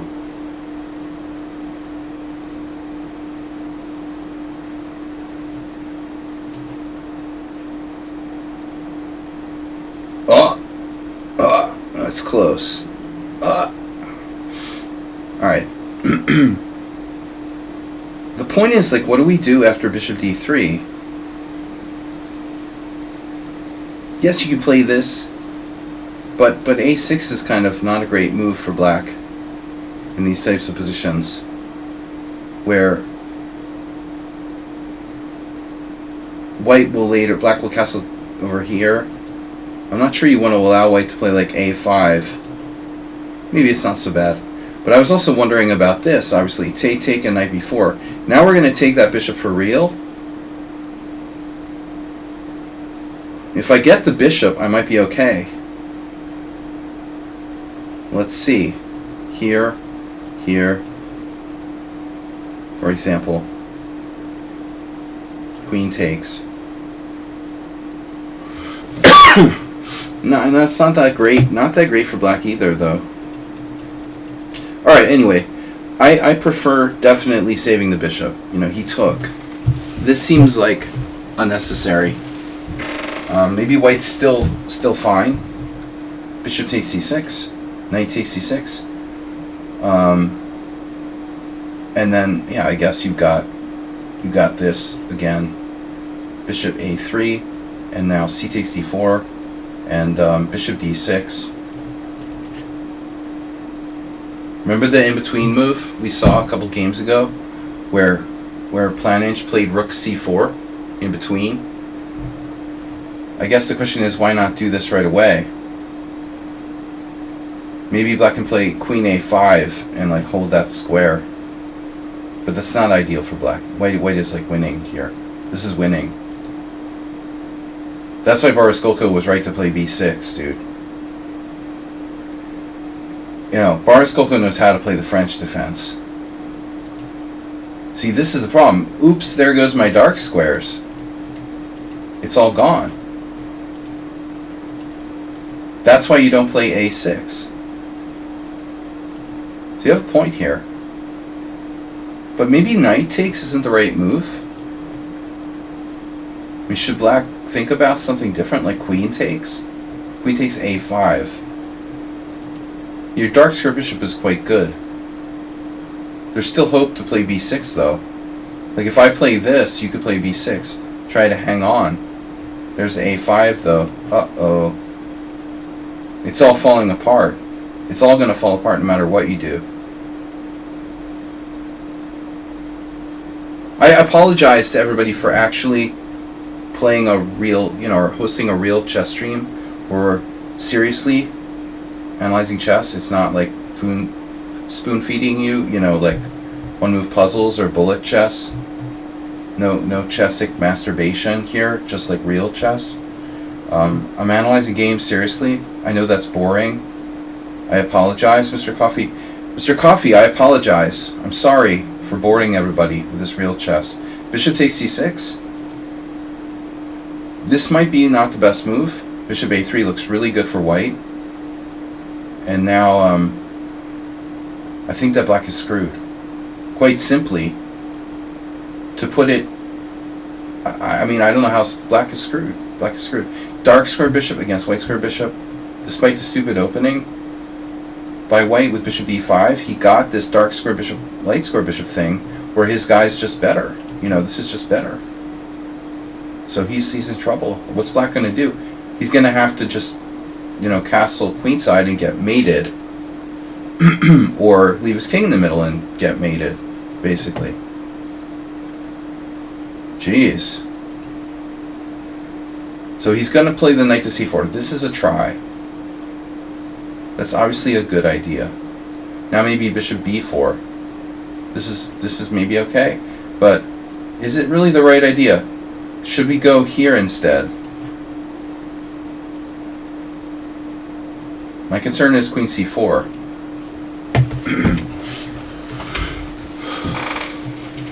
Maybe this move has some kind of flaw.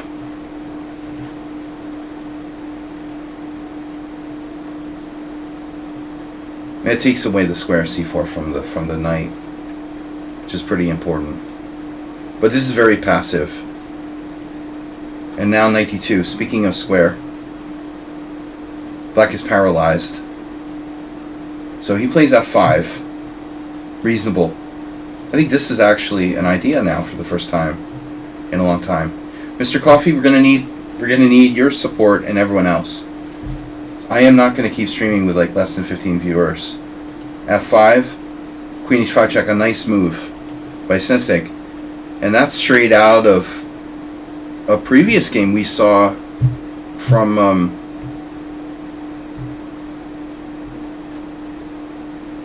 Velimirovich. Really nasty. But Velimirovich, Velimirich's opponent had queen f7, remember? Mr. Coffee knows the French. This is a disaster, man. Black is toast here. The dark squares are gone. Here. No, I mean, the only thing is, like, you can't trade queens. King f7 now. He's a millimeter from death. It's over, isn't it? Like, knight f3. So since I didn't play knight f3, oh my god. Cartman. Bro, that's not good. This is not good. How are we dealing with that?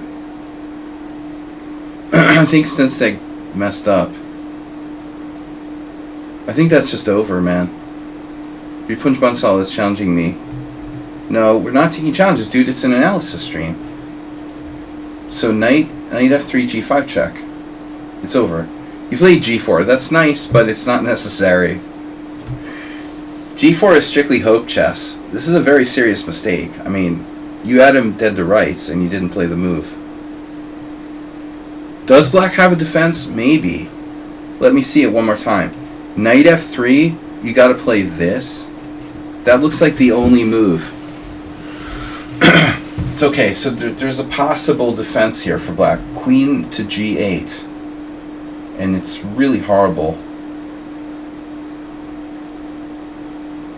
The other thing I was thinking was this. That's an interesting idea, isn't it? Come to think of it. Could we get that rook in, It doesn't really have an open lines. It certainly wouldn't hurt, though, to get the rook across first. Like rook a3. Rook a3 getting that in first. However, let's say he trades knights now. You could trick black. Knight f3 now threatening that. See, haha, no exchanging. See, you thought you knew I was a Reddit mod. Now black goes queen g8. Then we get the knight in. And then we can shift our rook over as well. If you want to really have fun, you know, something like this. There's 0 chance black is surviving that.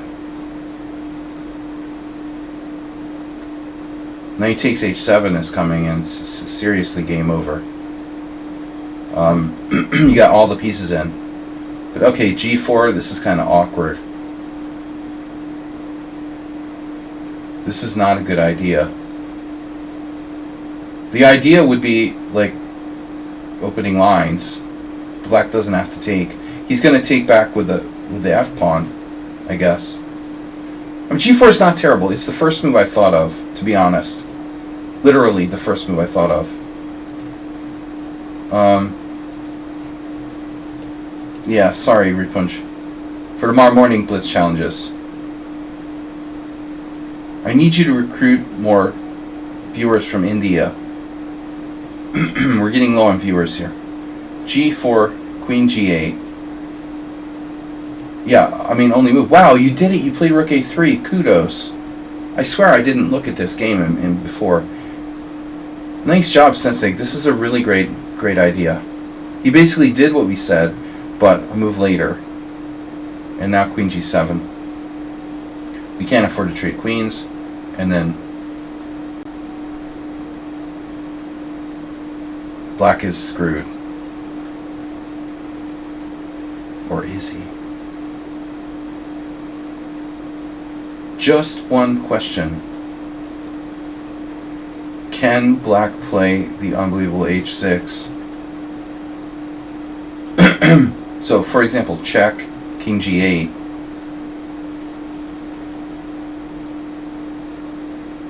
Technically, it's possible. Fine, I wouldn't go that far, but fine is kind of a little exaggerated. I'm not sure that black is fine, but he's not losing by force immediately. Yeah, amazingly, it's only a slight advantage. Wow. Yeah, that's tough. It looks a lot worse than it is. I thought it was a lot worse. I thought it would be a lot worse.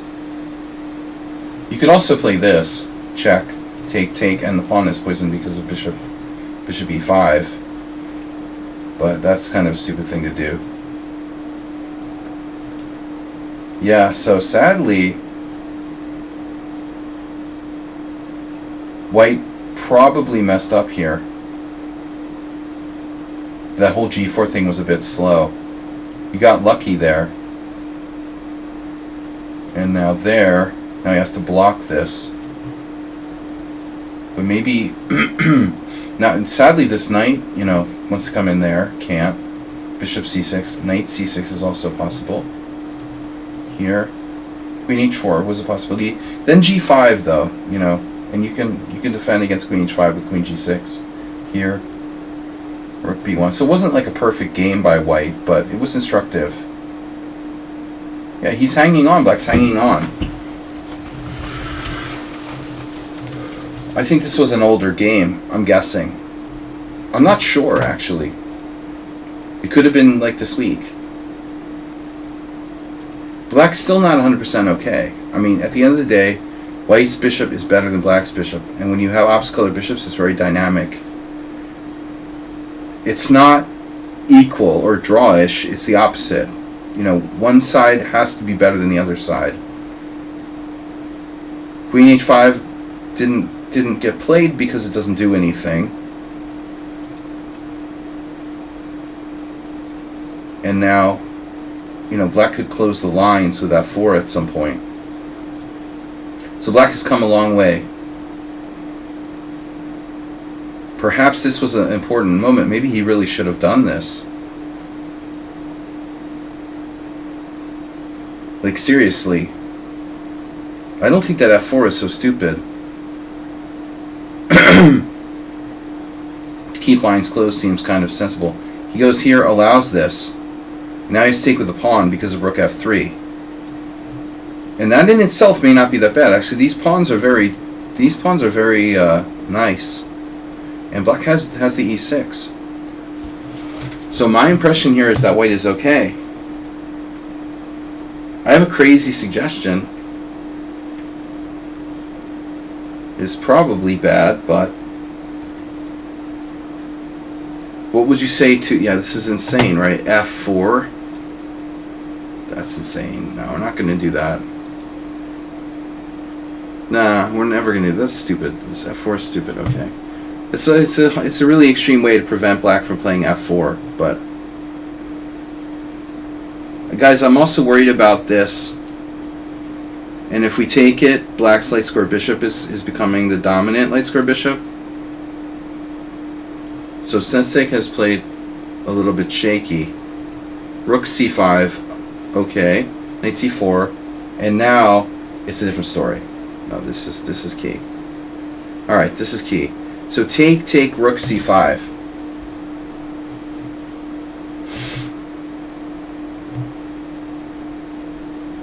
Suddenly d5 is decisive. Wow. And that's all because black lost control of the center. This pawn is no longer supporting d5. So black is lost now because of this, and then d5. And I can't tell you guys enough how important control of the center is. It's my big thing.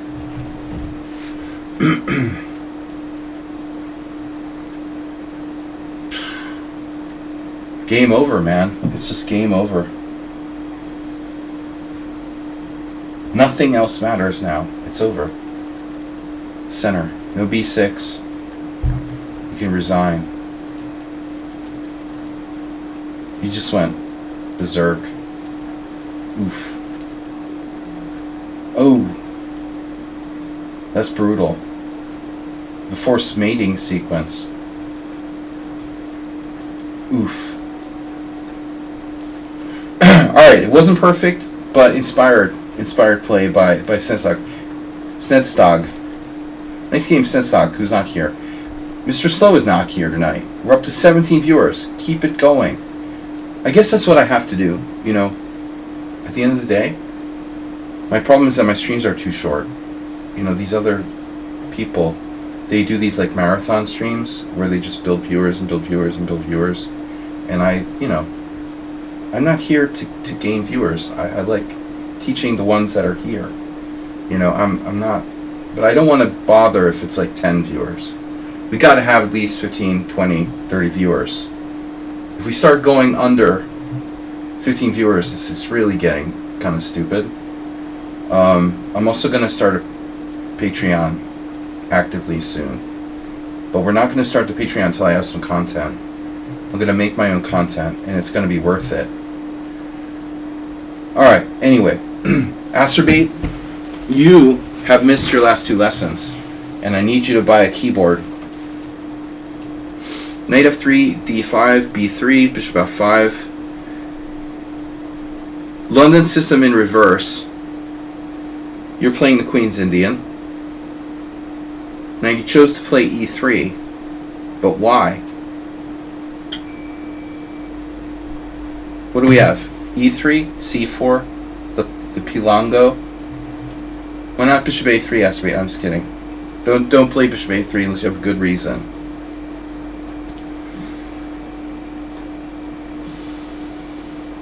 You know, once in a while you get those weird early f6.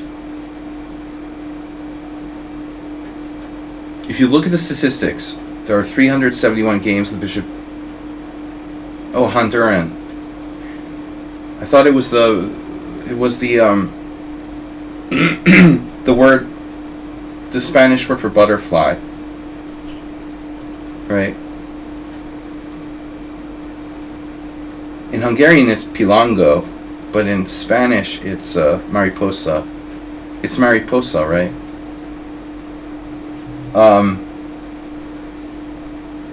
Look at the statistics. 371 games with bishop e2, 8 with e3. Why? e3 is clearly okay. But why commit yourself? Why limit yourself to e3 when you might play e4? You know what I mean? I think that's the lesson. Like bishop e2, we're usually going to play bishop e2. Nevertheless, e3 is it's fine. But I would prefer bishop e2. Black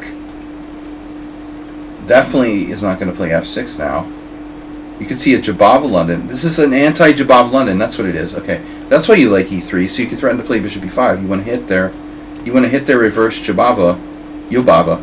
And by the way, like, what happened to Schumacher? He sent like, what is he, on the bus? He sent like one comment that he played the brother of Jabava's ex-wife.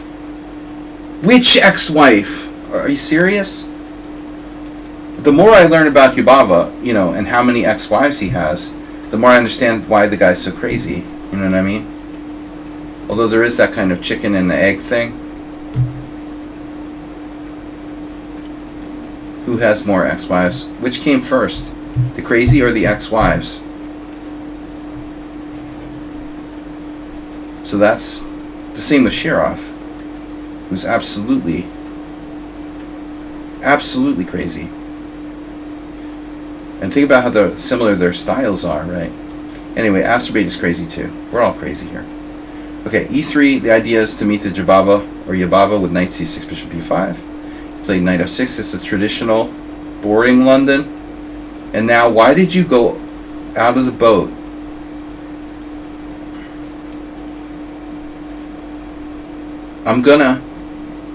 Maybe we should try some kind of like shock therapy or something, Astrobate. Is this a bad subject? I wonder if any chess trainers, like in Russia, in the like Cold War era, if they ever use shock therapy to treat, you know, to teach people to play chess better. They make a blunder, they get like a shock. You could use it with like Hans's anal beads. Give him electric shocks. It's a cool idea. I like that. You need to get like a shock when you play a move like this. No, you can't do that. You can't do this kind of move. It's bad. You're fundamentally breaking principles. That's not allowed. It's not allowed. This, honestly, like, there's a game here with knight h4, and I would argue that knight h4 is better than knight d4. Uber driver, where you been all my life? You know why? Because this knight is less difficult. It's less difficult, yeah. It's more difficult to attack it on h4. In fact, like, why does anyone want to attack it anyway on the side of the board? Attack it with the queen on d8, maybe. It's still a bad move, though. It's a bad move. This is a bad move, too. But it's very easy to hit this. You know, you're just going to get hit by a central pawn. So that's a really bad move. You need a shock every time you make moves like this. Bzzz. No. And now black, you know, has...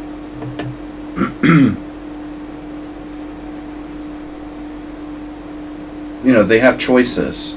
But I think the choices should be really either bishop g6 or bishop d7. I guess bishop d7. I would probably go with bishop d7 because it's less likely to be attacked. You're threatening e5 and c5. White should play f4, and then you go back. After c5, you would go back to f3. But what did you achieve, you know? And then if he goes back to f5, you got in f4, but black got in c5. I mean, you didn't gain anything. At best, you broke even. This is a...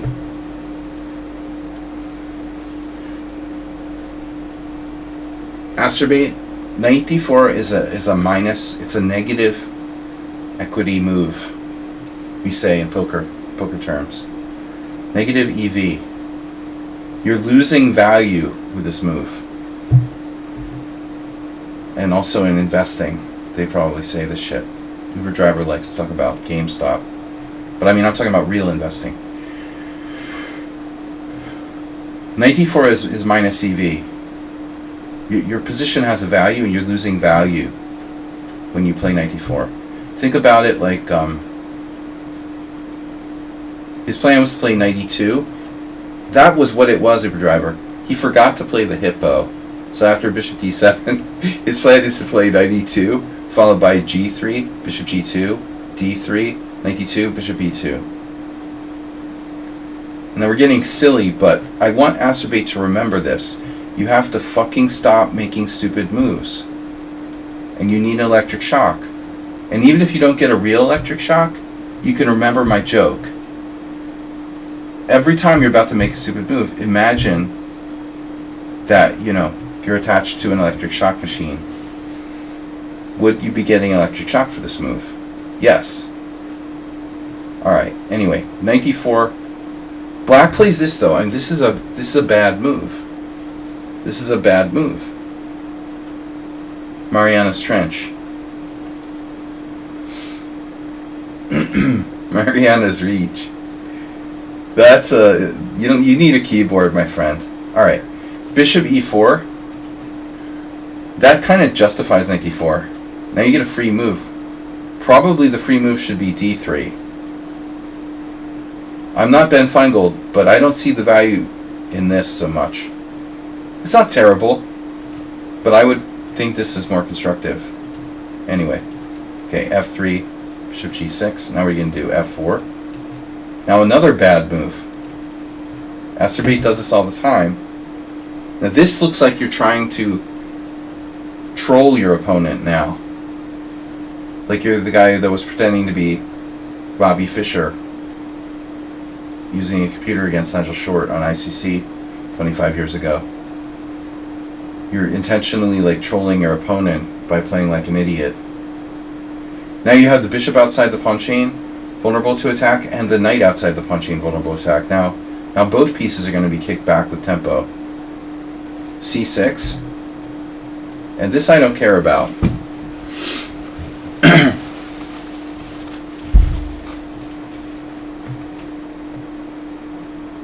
What games do I analyze? Games from the subscribers who submit my games, and then occasionally other stuff like games I present. But most of the games we analyze are directly submitted by the subscribers to the stream, usually in advance of the stream. But it can be anything, like, some Steinitz versus Blackburn, 1869, whatever, Bishop takes d3. I wouldn't play that if I were black. Because why? Attention favors black here. This exchange on g6 is better for black. He's opening up his h-file for his rook. You're not threatening anything. Now he has to consider the fact that if he plays e5, you could try to station your knight in f5, but you lose a piece, it looks like, with e4. So e5 is a big problem, dude. In fact, your only move there is bishop takes g6. And now after h takes, you have to go back, like with knight e2, and you're just worse. You've achieved nothing. Well, you've achieved, negative EV position, where you're like negative 0.9 or something.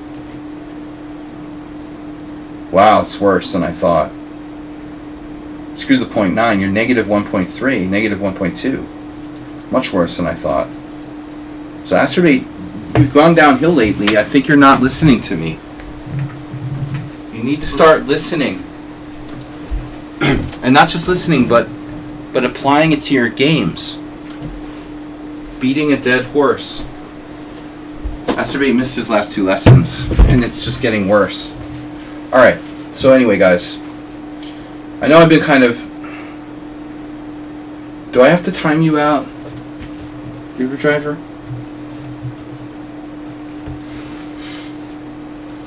No.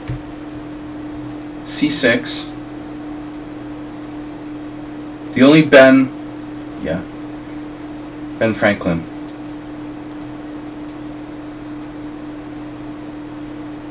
Man, I can't. This is such a passive move by black. E6. Okay, it's fine. It's not necessary to play E5. But the longer black leaves this knight on D4, you know, the more it remains kind of a threat. And he fails to take advantage of it. Watch this. Black plays E6. Almost like he's afraid of his own shadow. And then instead of making a normal move, like knight on BD7, or, for example, bishop D6 or bishop E7, he plays queen D6. Why? Why would black play such a cautionary move, like cautious move E6, and then play queen D6? That's so bizarre. So now Asterby gets the Pilongo in. It looks like I said, if I was playing or I saw this game, I would say white was like playing with his food.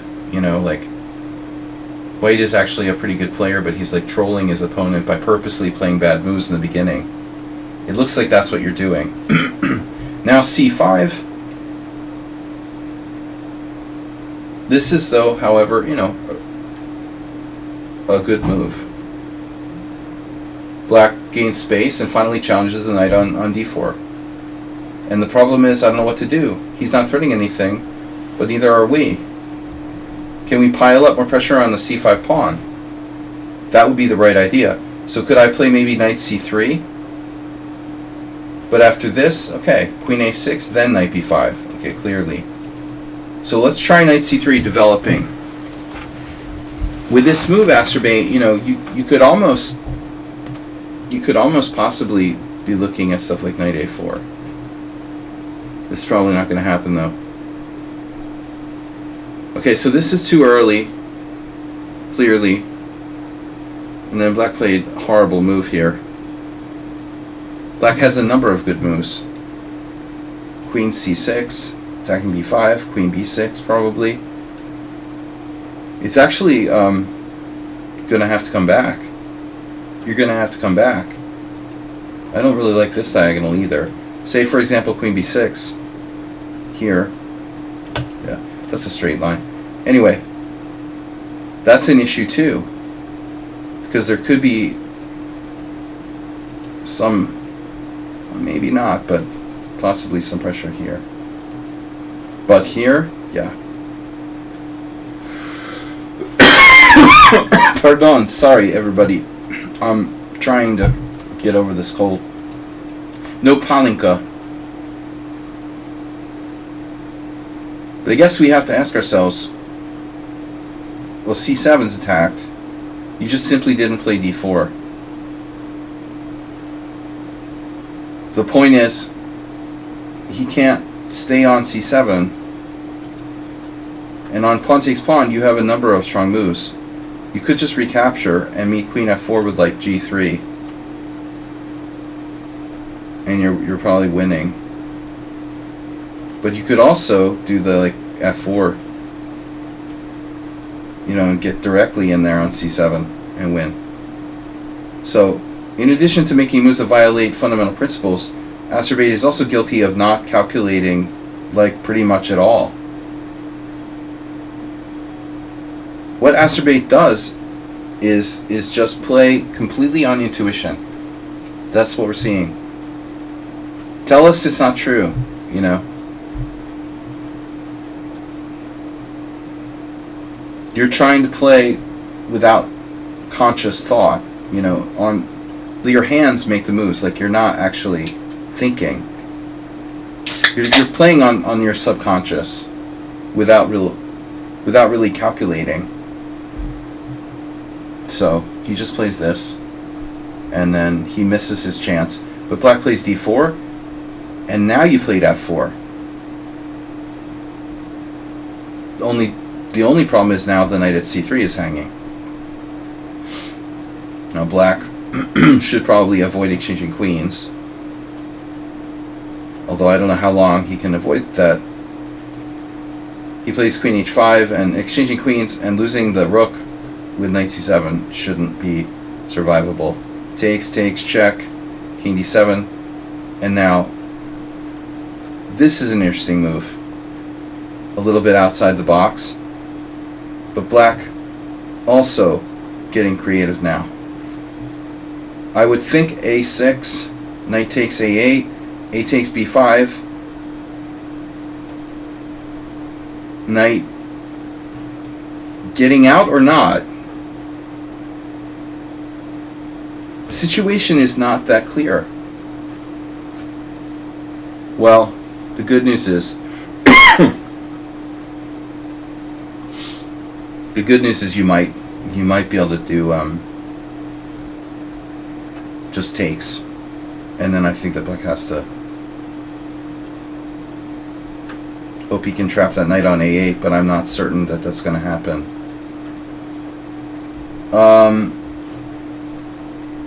So anyway, you should have probably taken the rook. If you take the rook, he has to take your knight on b5. And that king on b5 looks pretty suspect. I suspect. Rook a c1, intuition.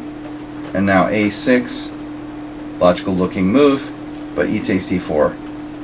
And this is absolute intuition again. But he's got time to take the rook. Take b6, defending c5.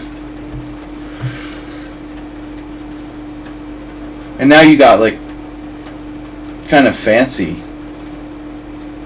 Basically, I don't understand why you don't just simply take. Because you could just keep taking. Take. B4, I mean D4, King B7. I guess your knight gets trapped, but it doesn't matter, you know. Because this guy's hit at the end. So if he tries to defend it, now you can save your knight. Something like that, anyway. So F5 is interesting, though. The way the Asterbate got all his pieces in the game. This is in, the bishop's in, the knight's in, and then black just goes nuts. Didn't even get your knight, and he gets like checkmated in the middle of the board. With a bishop, no less. Very nice. It's what you do, right? You're being totally only playing on intuition. So I got another request here from a player that I don't know if he's a subscriber. Let's see. But he played in the last couple tournaments.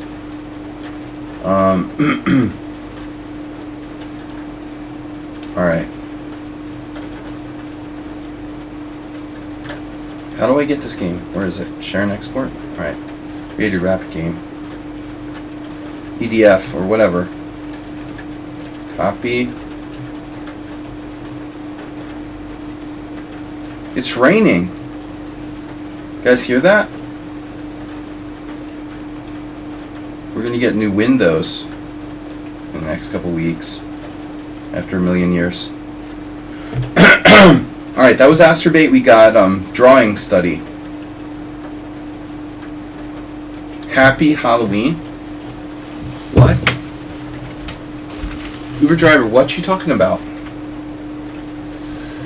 So this is finally Nefedov. I do have a lack of games. You could send one. Now we have a few viewers. Now, if as long as like we have 15 viewers, I'm okay with it. You know, but if we start going down under 15, I'm not going to do this anymore because it's like a waste of time. We need 15 or more viewers for me to stream. There's no way I'm doing less. Nefedov's here. All right, then it's okay.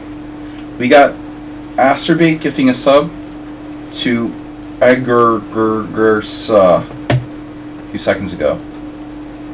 Guys, Yabata sent this in It's a study. White to move and draw.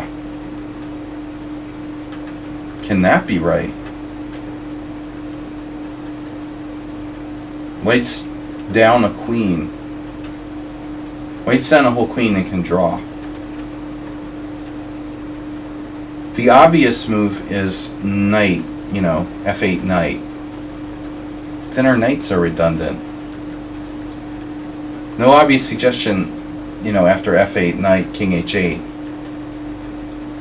White is going this way, in case you're unsure and can't see the squares. Yeah, aggregator. I'm going to analyze that. We're going to analyze that next. Thanks for being a subscriber. By the way, homemade brandy does not cure coughs, so I'm not going to keep drinking that stuff. I'm having myself a beer. Elizabeth Warren. Uber driver, bishop e1. Spoiler alert. Did your anal beads suggest that move, or you?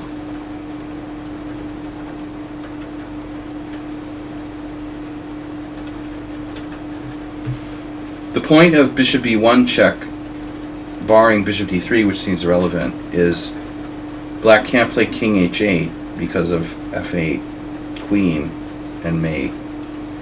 You know, by the way, like, in a vacuum, you would play f8 queen and have a material, you know, materially equal position, but I guess it's safe to assume that black has some pretty serious threats here. Queen e3 check looks pretty nasty, at the very least. So I'm not interested in letting black play queen e3 check. So bishop e1 is a good suggestion, and then, since king f8 loses and queen g6 loses to knight f8 check, black has to play g6.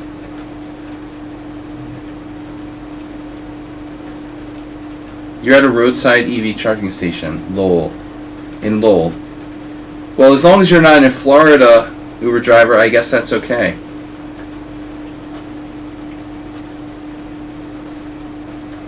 You get any fares from Tampa Bay this week? So bishop e1 check, g6, and then what? Drawing idea.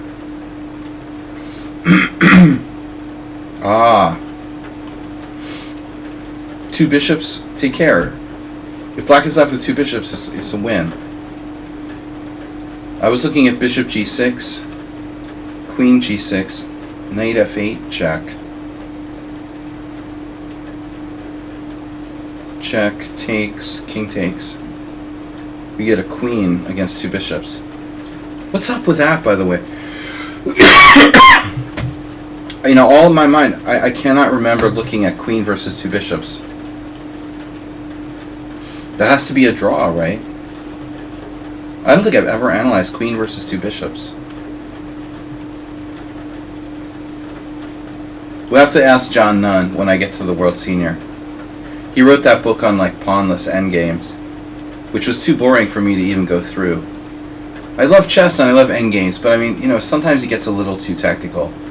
And like John Nunn with his his pawnless endgames and stuff, I mean, it's just really too much for me.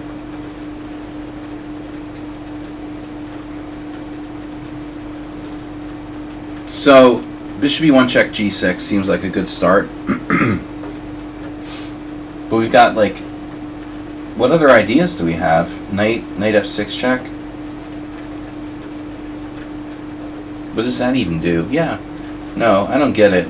I'm not sure about bishop e1.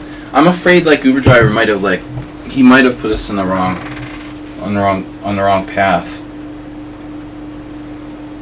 Two knight checks.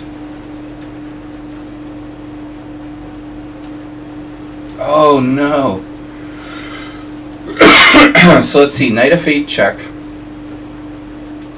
is the most forcing move, giving black only one option, and then we go knight g6 check. Oh no. Oh no, so let's check it out. Alright, knight f8, check. King h8, check. Draw. Okay. Draw. King h7, knight f8, king h8, knight g6, check. Because if you go here, check,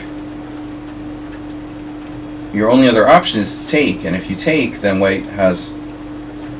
I'm not looking. Queen, check. Now king h7. And the problem is, this is getting out here. So now we need a real move.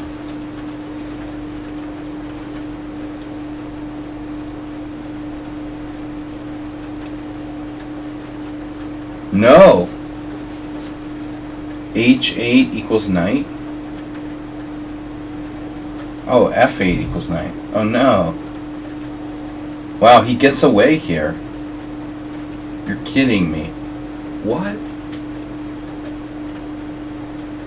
What are you talking about, Willis? Come on, this is too ridiculous. f8 equals knight.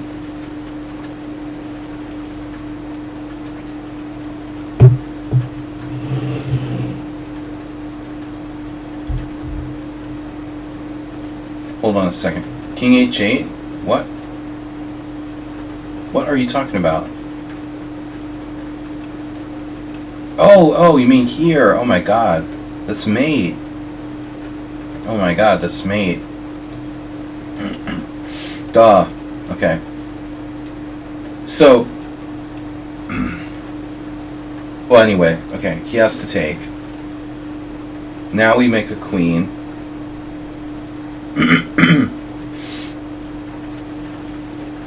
But the question is, what are we doing now? Why is this a draw? I have two checks. Bishop check doesn't look like it does anything after king h6. Here we're just a piece down with no checks. So it has to be queen g8 check and then king h6.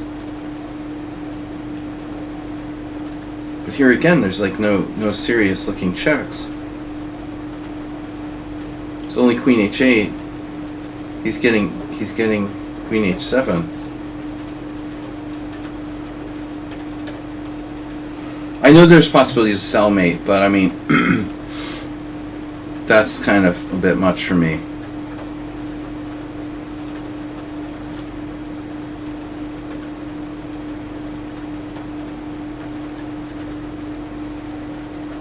Oh, maybe. But we're not going to be able to get a stalemate with our bishop on the board. So I really don't know how that's going to happen. Sac, draw? Oh. But how sac, draw? What are we going to do with the bishop, man? Oh no, this? Sac, draw. This, check. And then queen takes, and that is a stalemate. And that's got to be the solution.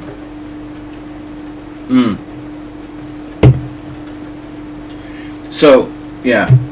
Spectacular Camel gave me a hint. He gave me 2 hints. Big hints. That's the short version. That's enough. The short version.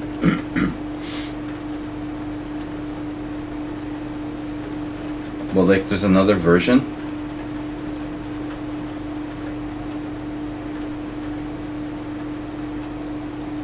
Oh no. Oh no, there's this. Oh no. Must be another another damn stalemate around here. Here, and then here again. There's a different stalemate.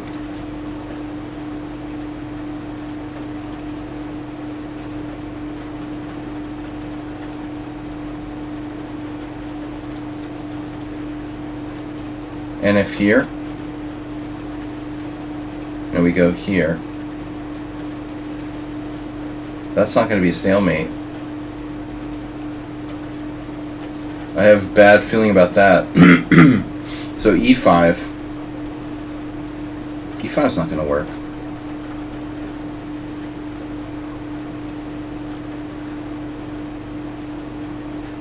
What are we doing here?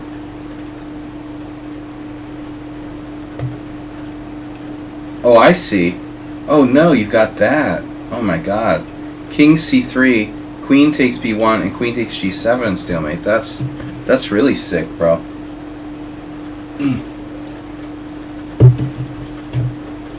Unbelievable. Wow. Yeah, I was telling one of my students, was it last week? Were you talking about this? The stalemate should be half a point. You know, draws should be like 1 point, and wins should be a full 2 points. What if black bishop d3?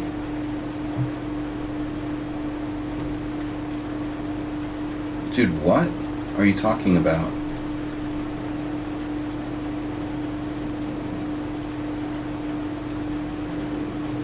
What do you mean, what if black bishop d3?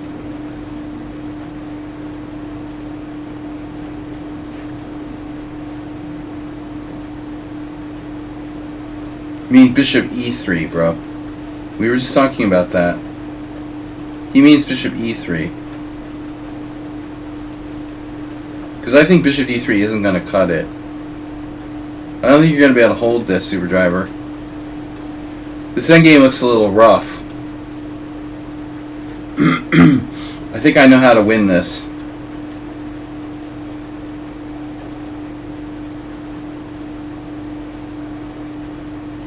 Anyway, that was a cool endgame. Alright, so we got one more. One more game. We got a record number of viewers now, up to 16. Thanks, Asterbay, for gifting some gift subs this week. 6 gift subs. And that was our interesting study. So very nice for sharing. But yeah, this is the whole solution. White to move and draw, knight f8 check, and then the point is you have perpetual or mate. It's not perpetual, so this he has to take, and now check, and then here king h8. This isn't correct, but anyway. Okay, king h8, knight g6, queen takes g6, f8, queen, king up, and now you're only saving the game with a smooth bishop b1. This is the only move. This is awesome. What is that? I got a message. Oh, Nefedov, right. Alright, sorry. We're saving the best for last. From Nefedov. Direct. Oh no.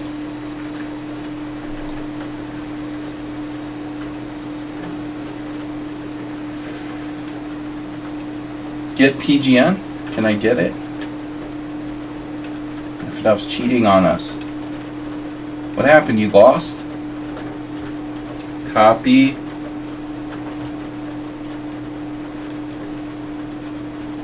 Add a new chapter. Thanks for not sending in a London system.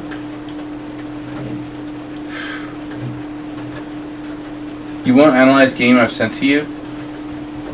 Never. We're just getting around to it, man. But I'm just putting this game in the list. Don't worry. Don't worry. Yeah, we're going to analyze it now.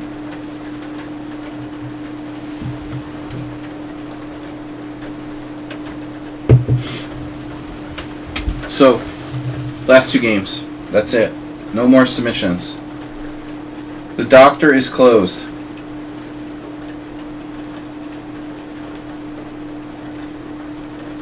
And then White played this.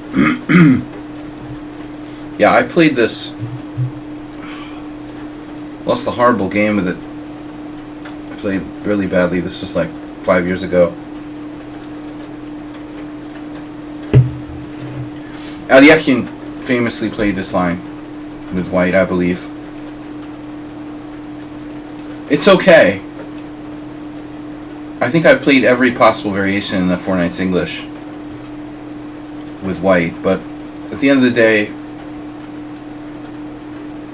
the English just, it's not that much better than the Smith-Morra, objectively. I think you really need to play, you know, English. I mean, c4 just, it's like you're black. It's just, I played it all my life, but I'm just more and more turned off. I think that white needs to play d4, e4, knight f3. Those are the three best moves. If you really want to get an advantage in the opening, the English isn't really good enough. You know, I mean, you gotta try for others. You're playing against this guy. He's a master. Okay, e4. Now, the main line is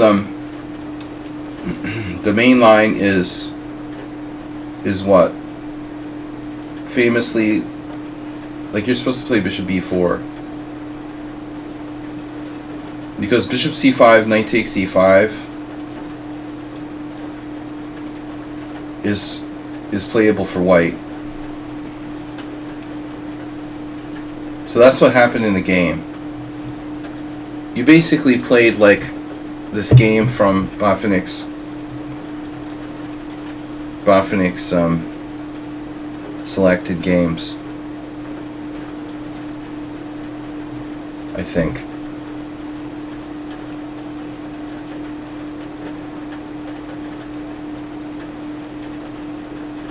So after knight e5, supposedly bishop b4 is the best here. But I haven't really looked at this opening much. I don't play like c4, e5 with black too much these days. But this is right.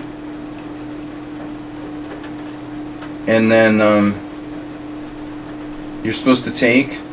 But he plays d4, and then I guess bishop b4. Because here it's not like a king pawn opening.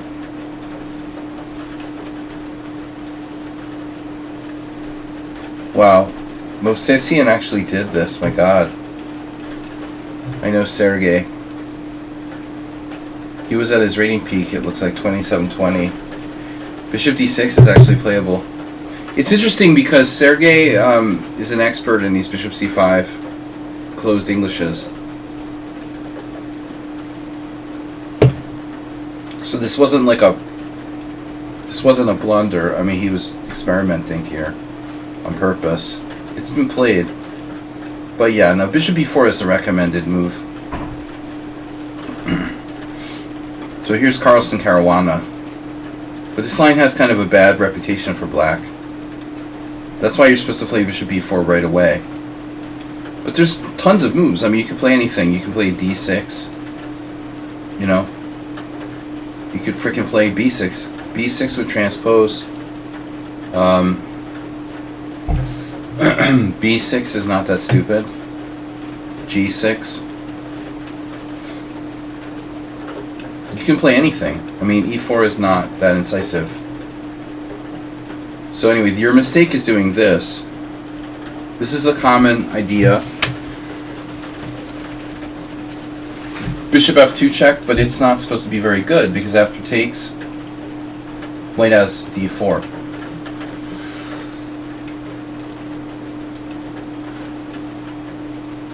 It's like, you know, it's the same thing as if you play this. In the two knights. What am I talking about?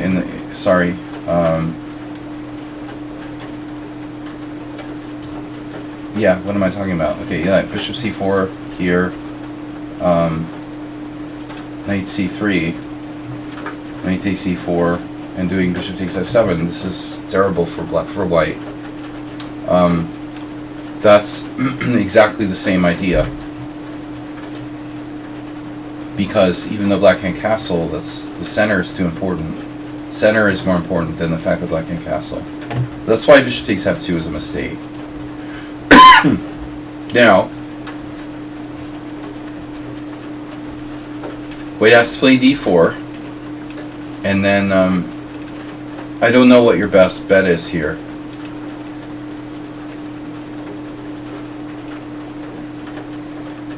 there's the typical dilemma of where to put the knight. But if we go by the score, it looks like clearly knight g6. The question is what you do after e5.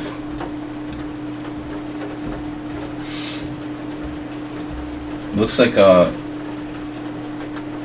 bad Vienna. Asterbait used to get these games with white in the Vienna. Black has to retreat his knight back to g8. But notice that black won 2 games here. I know that's kind of insane.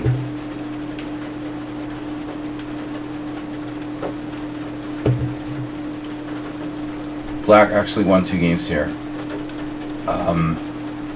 Because white got carried away. Material is equal. So how bad is black's position? h4 looks like an engine move.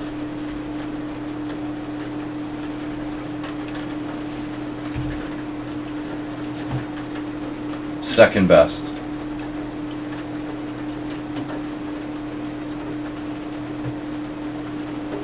Even best. Black took on h4. That's unbelievable. That is unbelievable. A game that's crazy. Took the pawn. No. You can't. And black should play like d6. Try to counterattack the center. h5, and then the only question is like where the knight goes back. So this is the best you could do, according to the computer. The best you can do at all. That's like the Vienna game. What I'm talking about is this. A lot of times we have games with e4, e5, knight c3, and then how do we get this? Knight f6. Yeah, typical mistake. Takes e5, knight g8, and then something like knight f3. And the surprising thing here is it's not that bad. White is only better by 0.6. Even though he's like, black's played the Brooklyn variation of the Alekhine, it's still, white has to be accurate, and you can get carried away. I mean, look what happened in that game. Look what happened in the game, guys. In the game we saw here. In the best scenario, here, white lost. The dude lost. Roman Tomaszewski, 1999. He lost with white with a +2 position.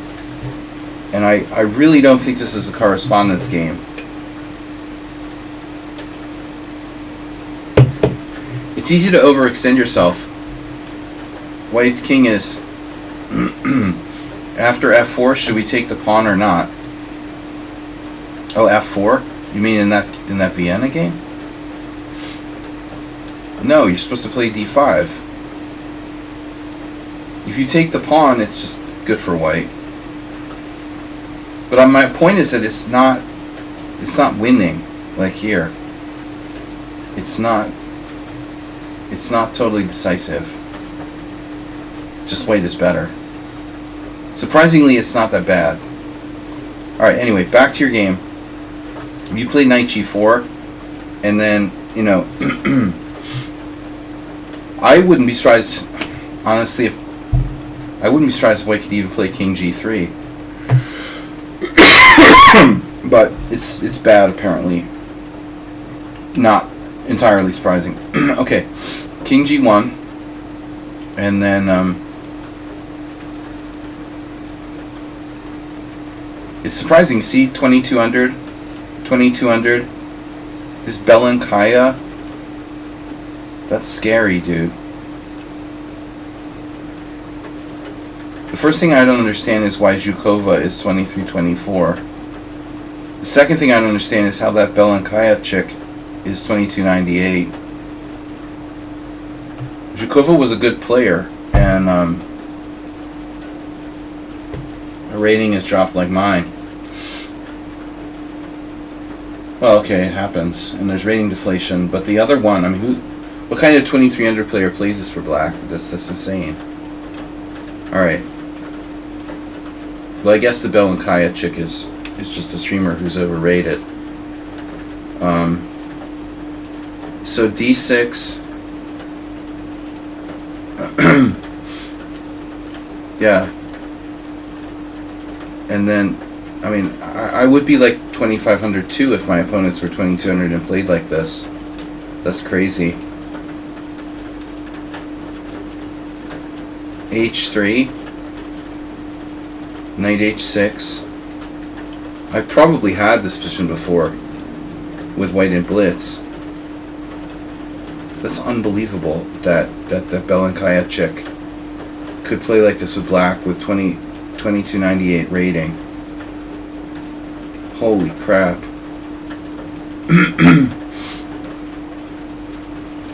So bishop takes h6, you know, notice that none of these strong players, these three very strong players, Surgeon Sale and Zhukova and Lemos, none of them played bishop takes h6. The typical like weak player move. They like went to the slot machines in Vegas. They won $10 and they're like cashing out at the cashier and going home, you know. But their gas cost them like $12 to drive to the casino.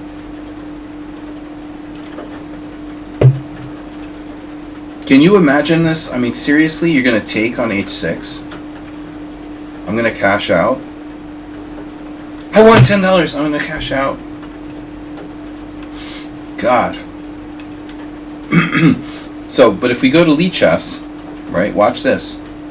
4 games. Everyone played bishop g5. Lichess. Bling. Suddenly, bishop h6 becomes very popular.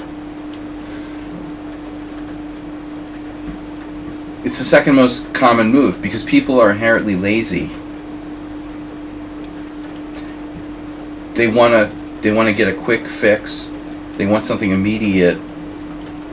And they're materialistic and dogmatic like Uber driver. So this move is a nice move that keeps attention. And of course this is the most logical continuation. And after e5, check this out. Pawn takes pawn, queen takes d1, rook takes d1. Surprise! There's a mate here. We have h6. I think we're going to see some fantastic stuff now. Oh my god. You almost like, oh, maybe rook d8 works. I'm sorry, I went off here. I wanted to see the end of this line. Wow. Wow. Oof.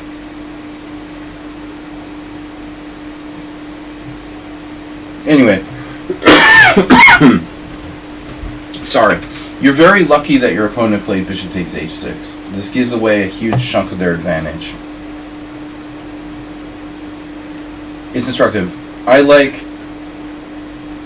haven't been playing it lately, but I'm a big fan of knight h6. And, you know, maybe when I get my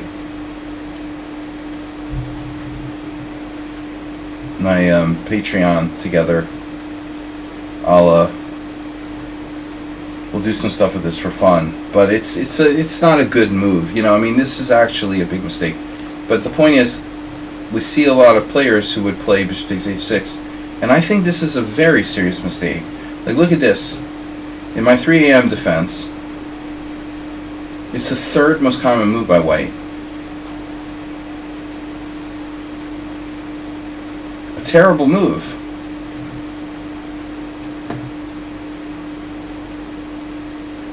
It's way better to take the pawn. I'm surprised that more people didn't play bishop takes h6. I'm actually surprised it's not the second most popular move here.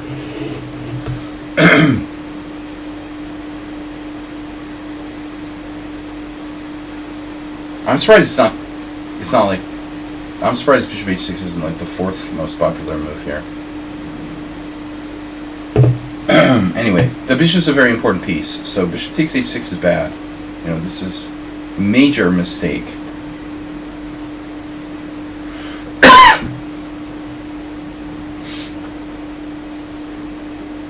There's also the G file, where you have some counterplay. You can castle queenside.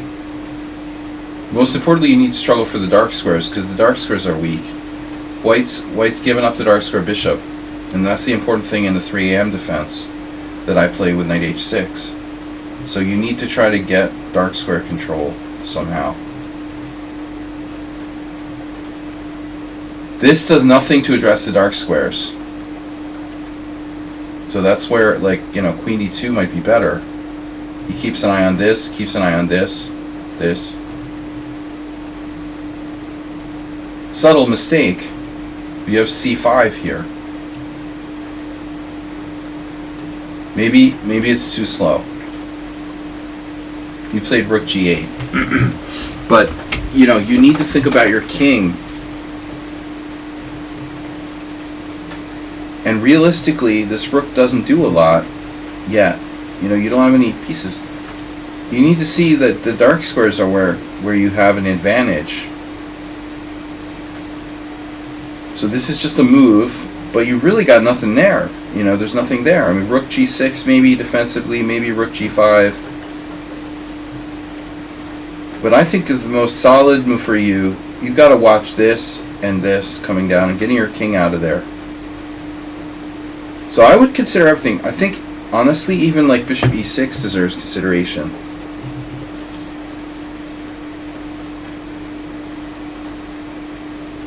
And you might say, well, what do I do if he plays d5? I think you got to consider going back. Because you would get this. If you could get this, you would own the dark squares permanently. If you go here, you know, there's really no... Well, I mean, maybe even this is good. You won't get knight on e5, but you'll at least get queen e7 and get control of e5. So, there's a similar idea I was recently looking at in the Aliakhine. But the other reason I would think about, like, castling queenside for you. But I think you need to look at the position in terms of dark squares. So this is a good idea. The computer doesn't like to move, it may be too slow. But it's the right idea.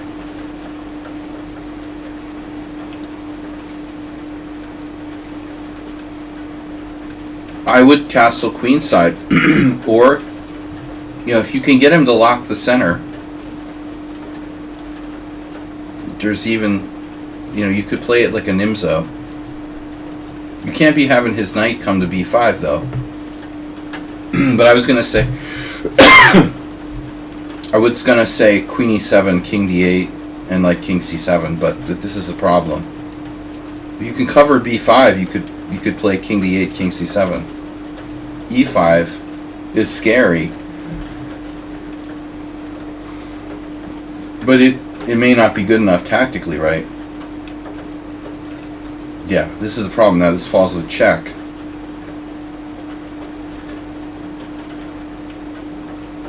Now you're better. Wow. And why didn't you take the spawn? You didn't see. You just. Maybe you're afraid of b7. Okay, no, you can't. See, like g3, bishop e6, you can block. This is untakeable.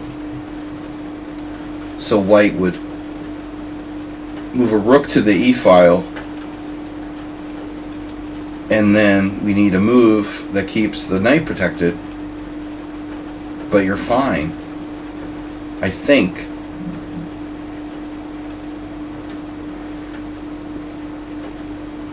I think you're okay, although I'm getting a little worried about this, actually. Let's check. Yeah, you're not okay anymore. Wow. So this isn't so easy. Computer's kind of harsh with that DTC5 mistake thing. I mean, this is a very, very, very fancy move. I don't think he deserves to get a dubious. His move isn't dubious, and it's in fact very logical. That's extreme. DTC5 is not really an accuracy.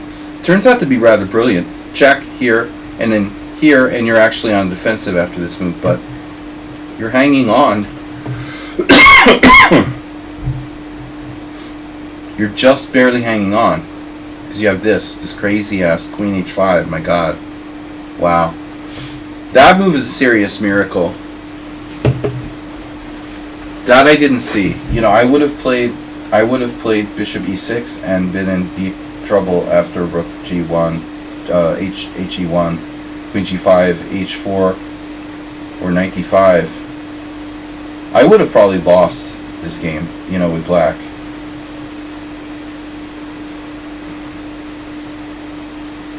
So,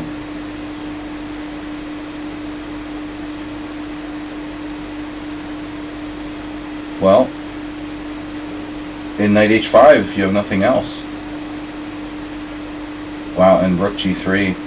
Oof. Suddenly, can he attack your knight? He's taking your knight, right? It's funny that your king looks open, but it's not so bad. Oh my god. Are you kidding me? Wow. That's insane. Wow. What a crazy tactic. And only this one wins. Phew, the dude's just lost in one move. He made one bad move. Well, I mean, for an NM, actually, I gotta say, like, White played very strangely. A few moves. But, okay. This is a beautiful tactic. And the mate on F2. Yeah, I mean, he missed it. He missed it. It was okay to miss that. That's normal. He missed it and he's lost. That's a beautiful tactic. Wow. This was a little bit fancy.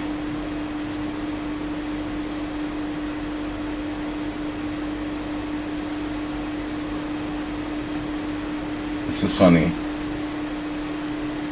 You could have done it better the other way. It's the easy win. It's the easy win. Okay. Good game. Overall, though, your knowledge of the openings is not good. You need more knowledge of openings. This is a very bad line. But anyway, you'll learn the hard way. Nefedov is up in the last game tonight. And I will be back tomorrow, hopefully. Nedok, saludos.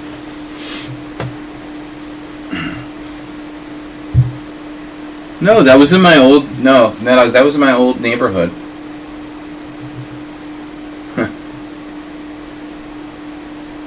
That's an actual post from somebody in my old neighborhood. No, it's like a real thing. Nobody uses those phone booths anymore.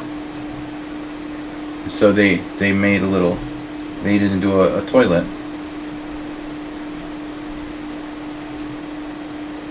Alright, so Nefedov is Nefedov is black. White is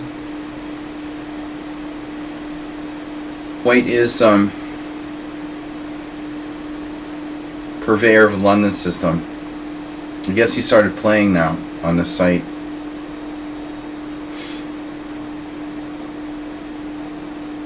Grandmaster who wrote a book on the London system. Okay, so knight c6, bishop b5. He should have played the London system, I guess, huh? f5. And now Sedlak. I don't think his real strength is 1546. Nefedov, he's sandbagging more than you.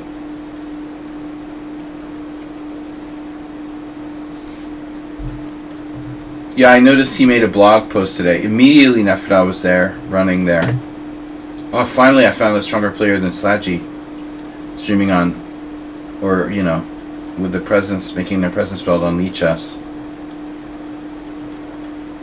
Because Kamsky streams on chess.com. So Nefedov was like, yes, I finally found someone I like better than Sladgy. He'll do anything to find a different hero, chess hero. D3, the Schliemann. Now, naturally, Sedlak goes with a, you know, trendy move. Now, I'll tell you the truth. I don't know if Nikola is an E4 player. He did that whole London thing, you know, but I'm trying to remember.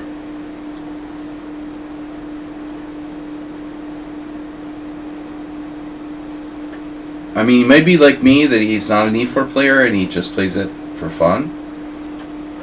But he's mostly done the London system for a long time. Lately,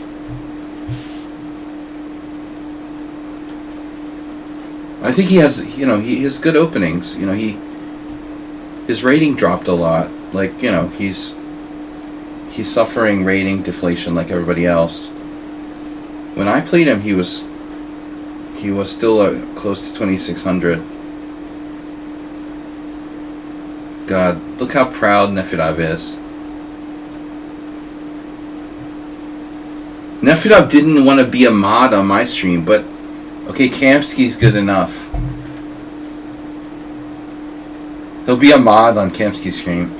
Unbelievable. Oh my god, such a teacher's pet, Nefedov. Unbelievable. Alright, D3, FTC4. Nefedov's so proud to be a mod. Oh my god. I've got Nedog, dude. I don't need any more mods. Mr. Coffee, Nedog. Alright, so Sedlak plays D3. It's the trendy thing. I'm just saying, I don't know how much he's up on E4 theory. I'm going to guess he was an E4 player before he started the London system, though. I don't know. I'm trying to remember. I played him where I was... The only game I prepared for him, he was black, so it just wasn't important. He's a very good French player. He plays a very good French defense. He also plays the Caro-Kann. Man, like, you really like the Hungarian toilet thing.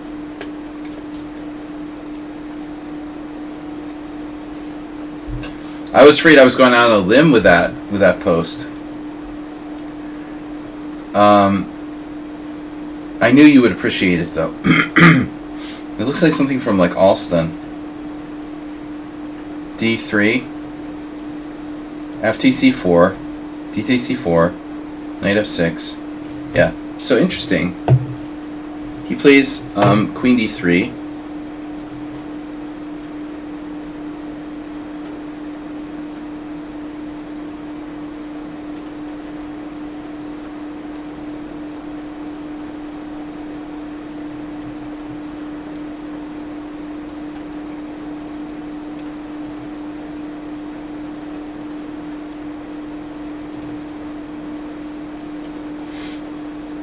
So, let me just check my games here.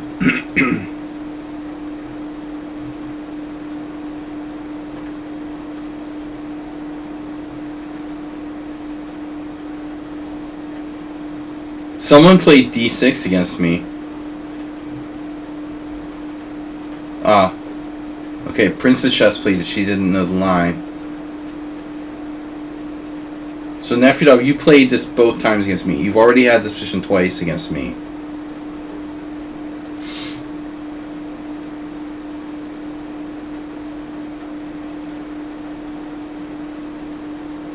So I played castles twice, and one game where I played knight c3.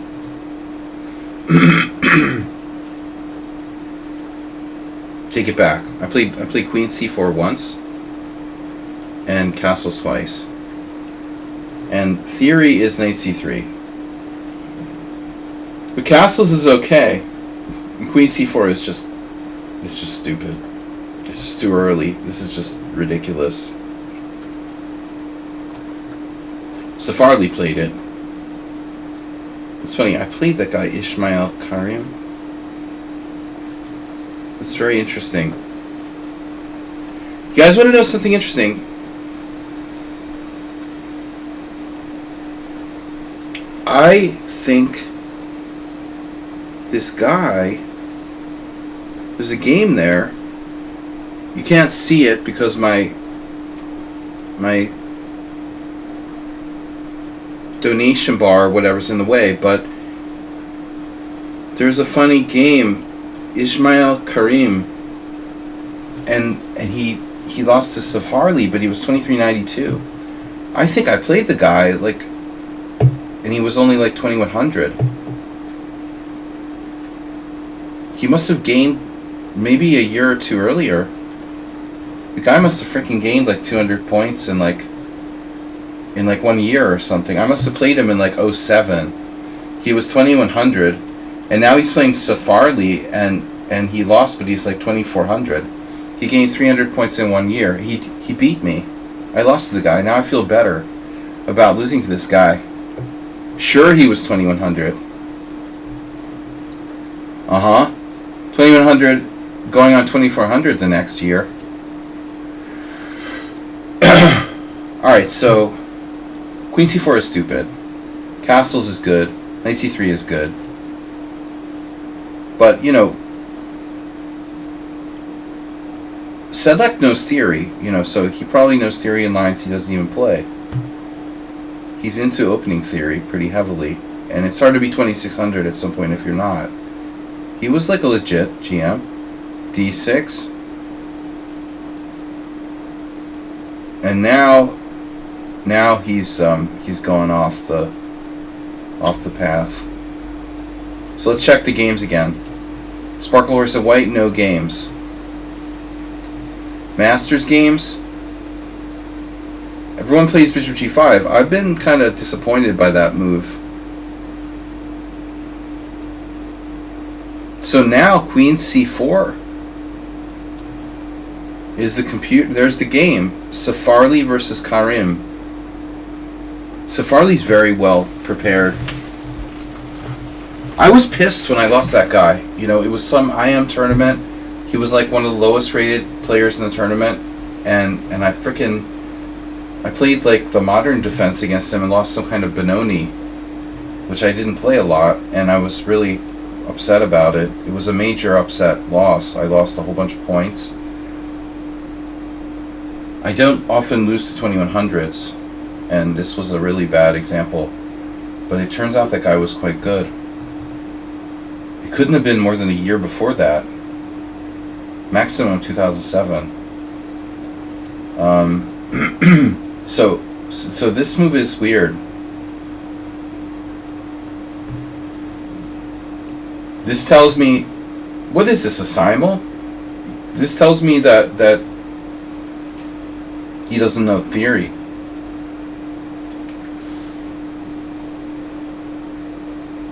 But it's a safe move, okay? Belly Up played it in 2012. And now you castled. But why? Why wouldn't you just trade?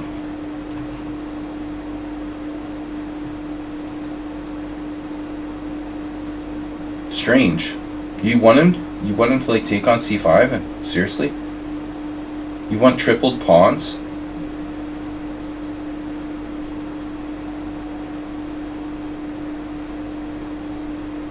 You're gonna get tripled pawns? The Irish pawns?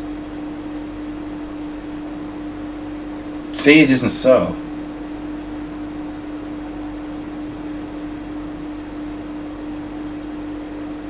The other option is to go here.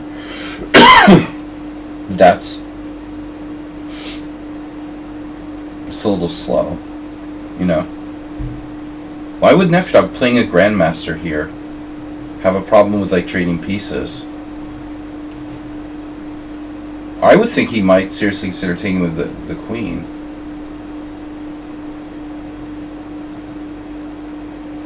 This prevents black from having an outpost on d4, and that's what Belliot played. He was a good player. But, white isn't better. No, I've had trouble against this opening too, but castles... Wonder what Nefidov was thinking here. You got tons of time. You let him do tripled pawns? That's weird.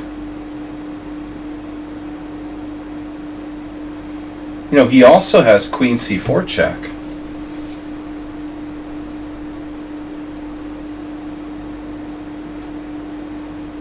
I like how against me, Nefidov is like a super try hard. But when he plays like random grandmasters rated 1500, he just lets them give him tripled pawns.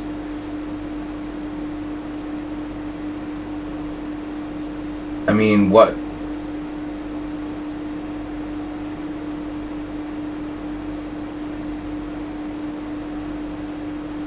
All I can think is that Nefidov is trying to pretend he's like really, really weak or stupid or something. He's trying to deceive his opponent into thinking that he's a total noob. But his rating is 2110, and the Grandmaster is 1500. Because he's like provisional. But I mean, isn't this a serious consideration, like queen c4 check here, and take the pawn? You have knight d4 now, though.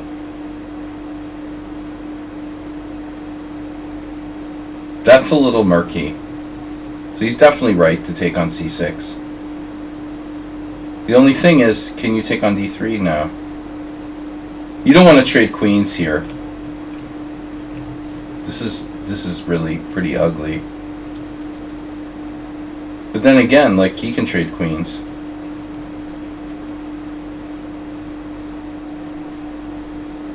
Now, you played queen e7, but why?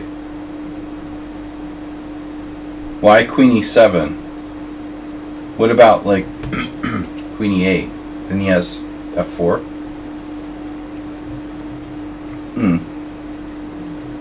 Okay. Alright, what are you doing about knight takes c6? He's not afraid. So you wanted him to take here and get him, like, discombobulated. Although this looks like, you know...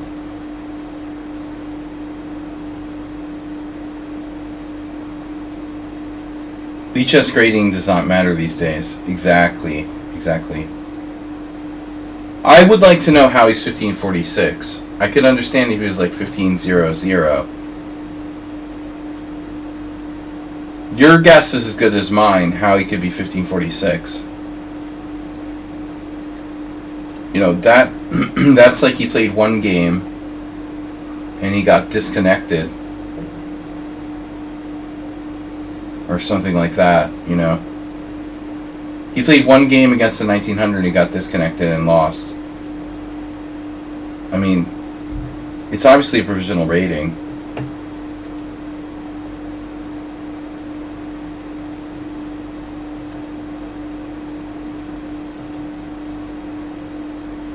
So you tested him with this very accurate play by black, and now he fell asleep at the switch.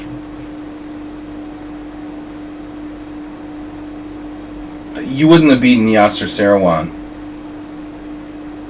So you know both players. Were you listening to the stream?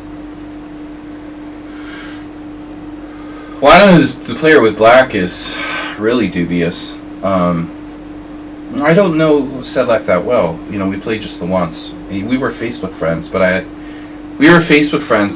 had to like block him because of some political thing. You know how it is. But you know, the Serbians hate us. They hate American people. It's very, you know, they still have that whole NATO thing, and it's ridiculous.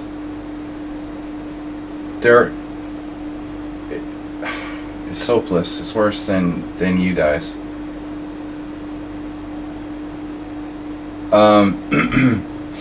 Alright.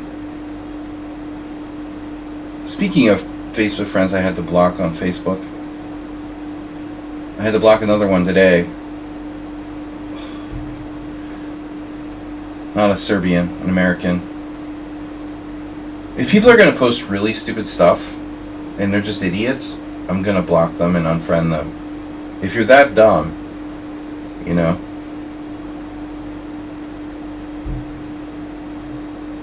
If you watch, I don't know, Joe Rogan or something, I just tell me now and I'll just unfriend you. Knight a5, it's a natural move, but it looks...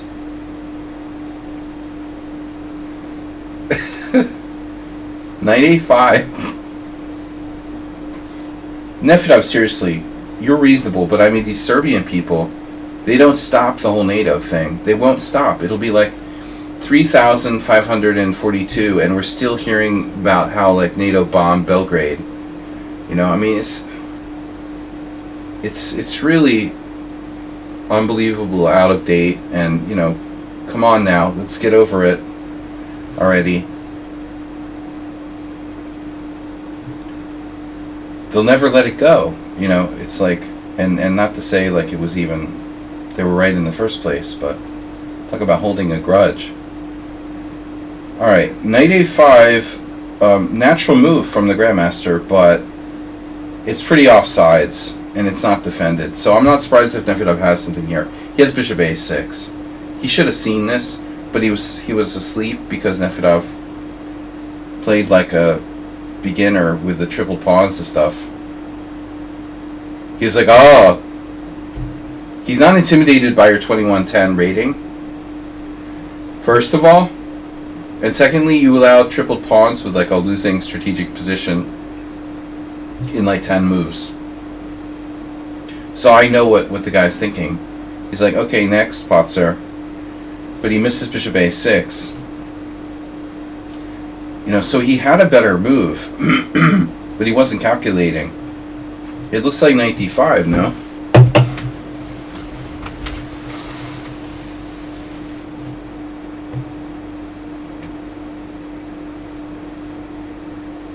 Well, I wasn't sure about the conclusion of this, though. You know, what if you just do whatever?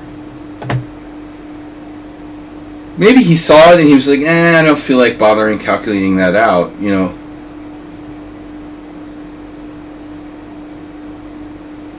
What other option does he have? I mean, Queen b5? What's he supposed to do? It has to be this.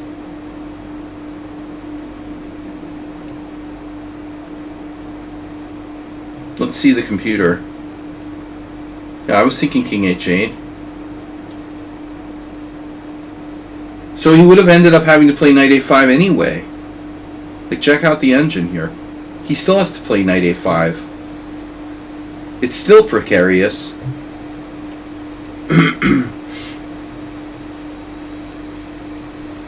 You can't blame him for this.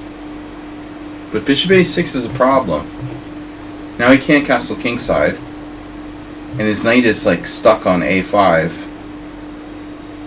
And his e-pawn needs to be protected. You have threats like Queen b6.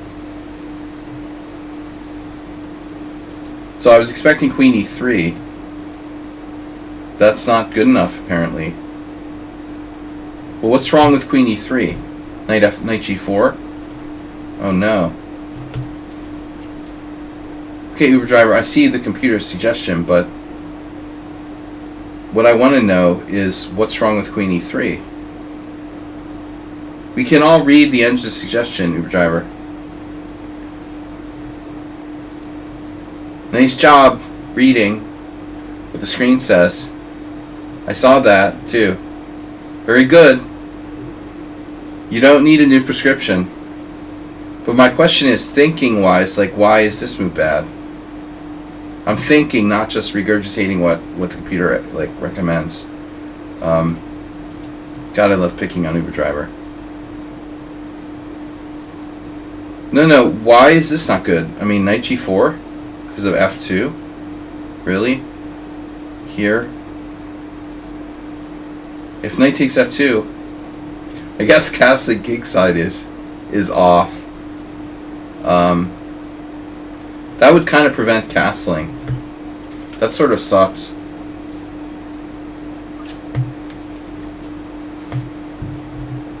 Alright. So that answers that question. But I wanted to figure it out on my own, not just read the analysis on the screen. Alright. Next. So queen h3 is computer suggestion, which is nice. You know, again, outside the box move. It's an outside the box move. It's allowing white structure to be smashed. Naturally, the grandmaster doesn't want to do that. So he plays queen g3, but his frickin' e4 pawn is just hanging. So apparently that's not the problem. Nefedov took it, but I didn't see anything else. But you see, Nefedov has less time. It's probably a simul game. There is a line, though, and I'm not looking at the analysis, but what happens on queen b6? See, this is when you're not acerbate, you calculate, and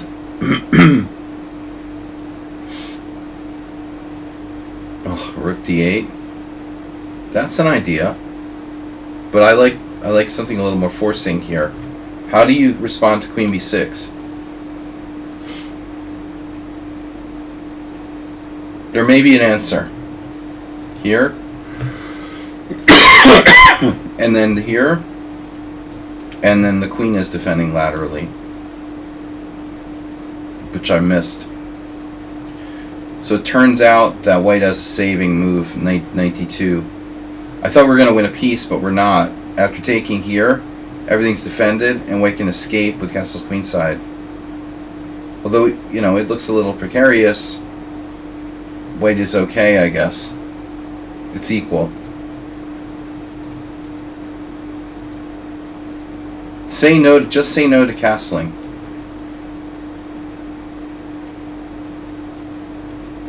Sorry. Right away. But most importantly, we're threatening to rip this pawn on e4 next move. And that's not going away. Yeah, that looks pretty frickin' strong. Now he has to play f3, probably. And yeah, that's bad. If you do this now, this is like really serious winning. So, Sedlak is toast, I think. Or close to toast, anyway. He's very close to toast here.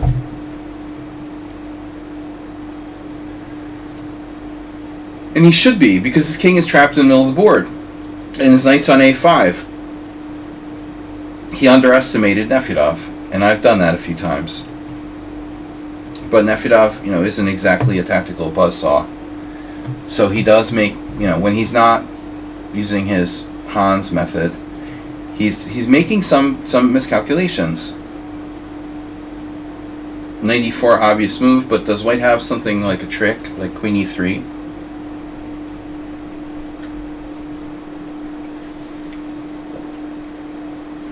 See, I think that Nefedov was counting on knight e4, queen e4 check, queen e3. But there we're not obligated to trade queens. We have stuff like knight e4, queen e4 check, queen e3, queen b4 check, queen c3, and then we bring the rook in. You know, we're starting to bring our rooks in, and white's king is dead. What Nefedov missed was this in-between move, queen e3. Miro, BTW. Yeah, now we're getting the viewers. Well, I don't know if Nefedov missed it, but I mean, I think he's fair, you know. He's maybe assuming that white would play knight c4. There's a good chance he missed it. But when Nefedov blunders, he really goes big, usually. Like, drops a piece, or like me.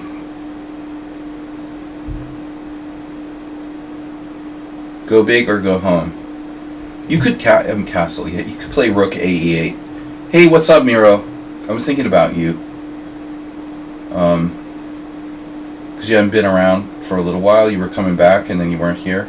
And I thought, okay, what's he doing? Rook ae8. You know, even this kind of endgame is very nasty for white. Probably white's lost. I wouldn't want any part in White's position here. Looks like here, check, king c3. Well, that looks fun. I think that black is better. So Nefedov makes a big blunder. Rook takes f2. According to the computer. Why is it such a blunder, though? I have to admit, Nefedov. Oh no, White has castle's queenside? Oh my god.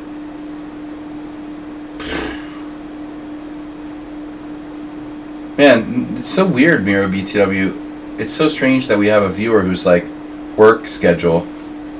I'm used to like poker players and chess players who just like don't have jobs. This work schedule thing.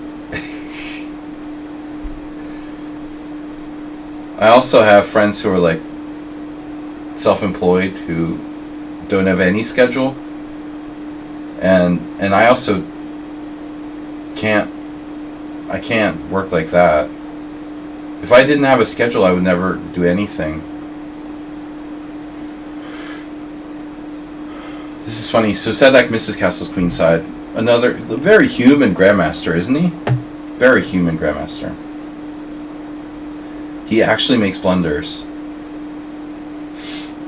And now I lost a funny game against him. We're not going to talk about that. So he plays queen takes. This is a beautiful position. So Nefedov has rook e2 check, or queen takes and rook e2 check. But which way do we play it? Or maybe we have something even better. I would play queen takes queen and rook e2 check.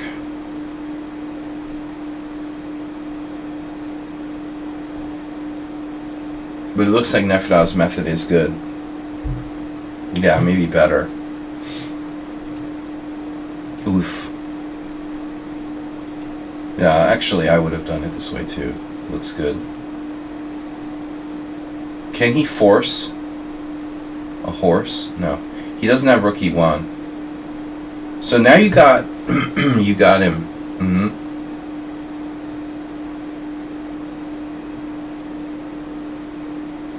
He's a good tactical player. I lost the tactical and a rook endgame or something like that against him. Which never should have happened. But this is blockadable. He needs a few moves though. You know, he needs like b3, knight c4, and then rook d1, rook d2, g3. If he has like 4 moves in a row, it could be a draw.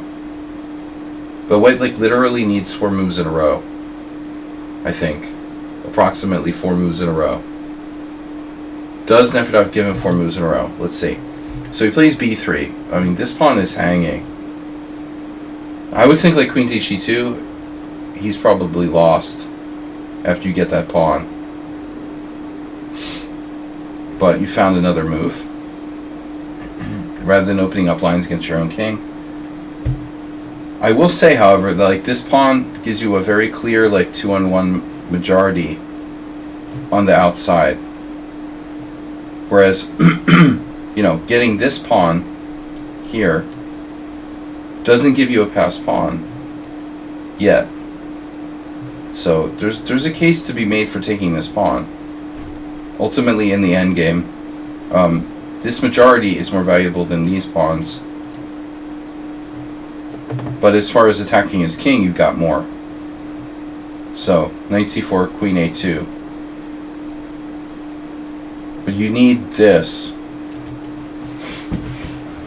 to really... And this is our last game, so enjoy the last of our analysis for today. I'll be back tomorrow with blitz challenges. This is more of like Nefedov's trying to attack him. Nefedov's threatening rook e2, I think, by the way. So Sadak goes with rook e1 because he was worried, but he can't do like rook e2, he gets mated. So his options are pretty limited here. Check. Check. Don't tell me you're going to take the draw. Boy, Nefedov loves offering draws to title players.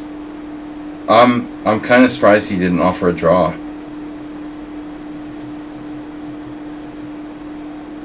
But he got a pawn over there anyway. That's definitely winning. There's no way he can hold this now. You traded a set of rooks, and you got one of his kingside pawns, and you got one of his queenside pawns.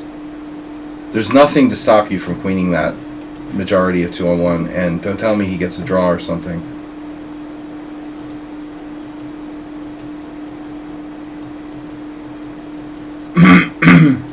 Yeah. His problem is his knight. You know, the knight can do nothing to stop the outside pawn. A bishop would be a different story. If he had like a bishop on c3 instead of the knight, maybe wasn't down a pawn or something, he might be able to set up a blockade. But his knight is like useless here. I don't know that you should go with your king there. You know, it looks a bit kind of too much. I think you could just push the pawns. It's like you're trying to get forked or something. Seriously, this is really crazy. Why don't you just push your pawns? You know, I just don't think you need to use your king there. This is more risky than it is like good. But apparently it worked. Oh, he went back. Alright. Nefedov figured it out. He's like, yeah, I'm not going to put my king up there. Okay. Yeah, he heard me. He heard me. That's it. White resigns. Alright. Impressive. The Schliemann wins again. Well, Nefedov, you made me feel better that I'm not the only one. I'm not the only title player losing to you on occasion. Nefedov is tough. Thank you, guys.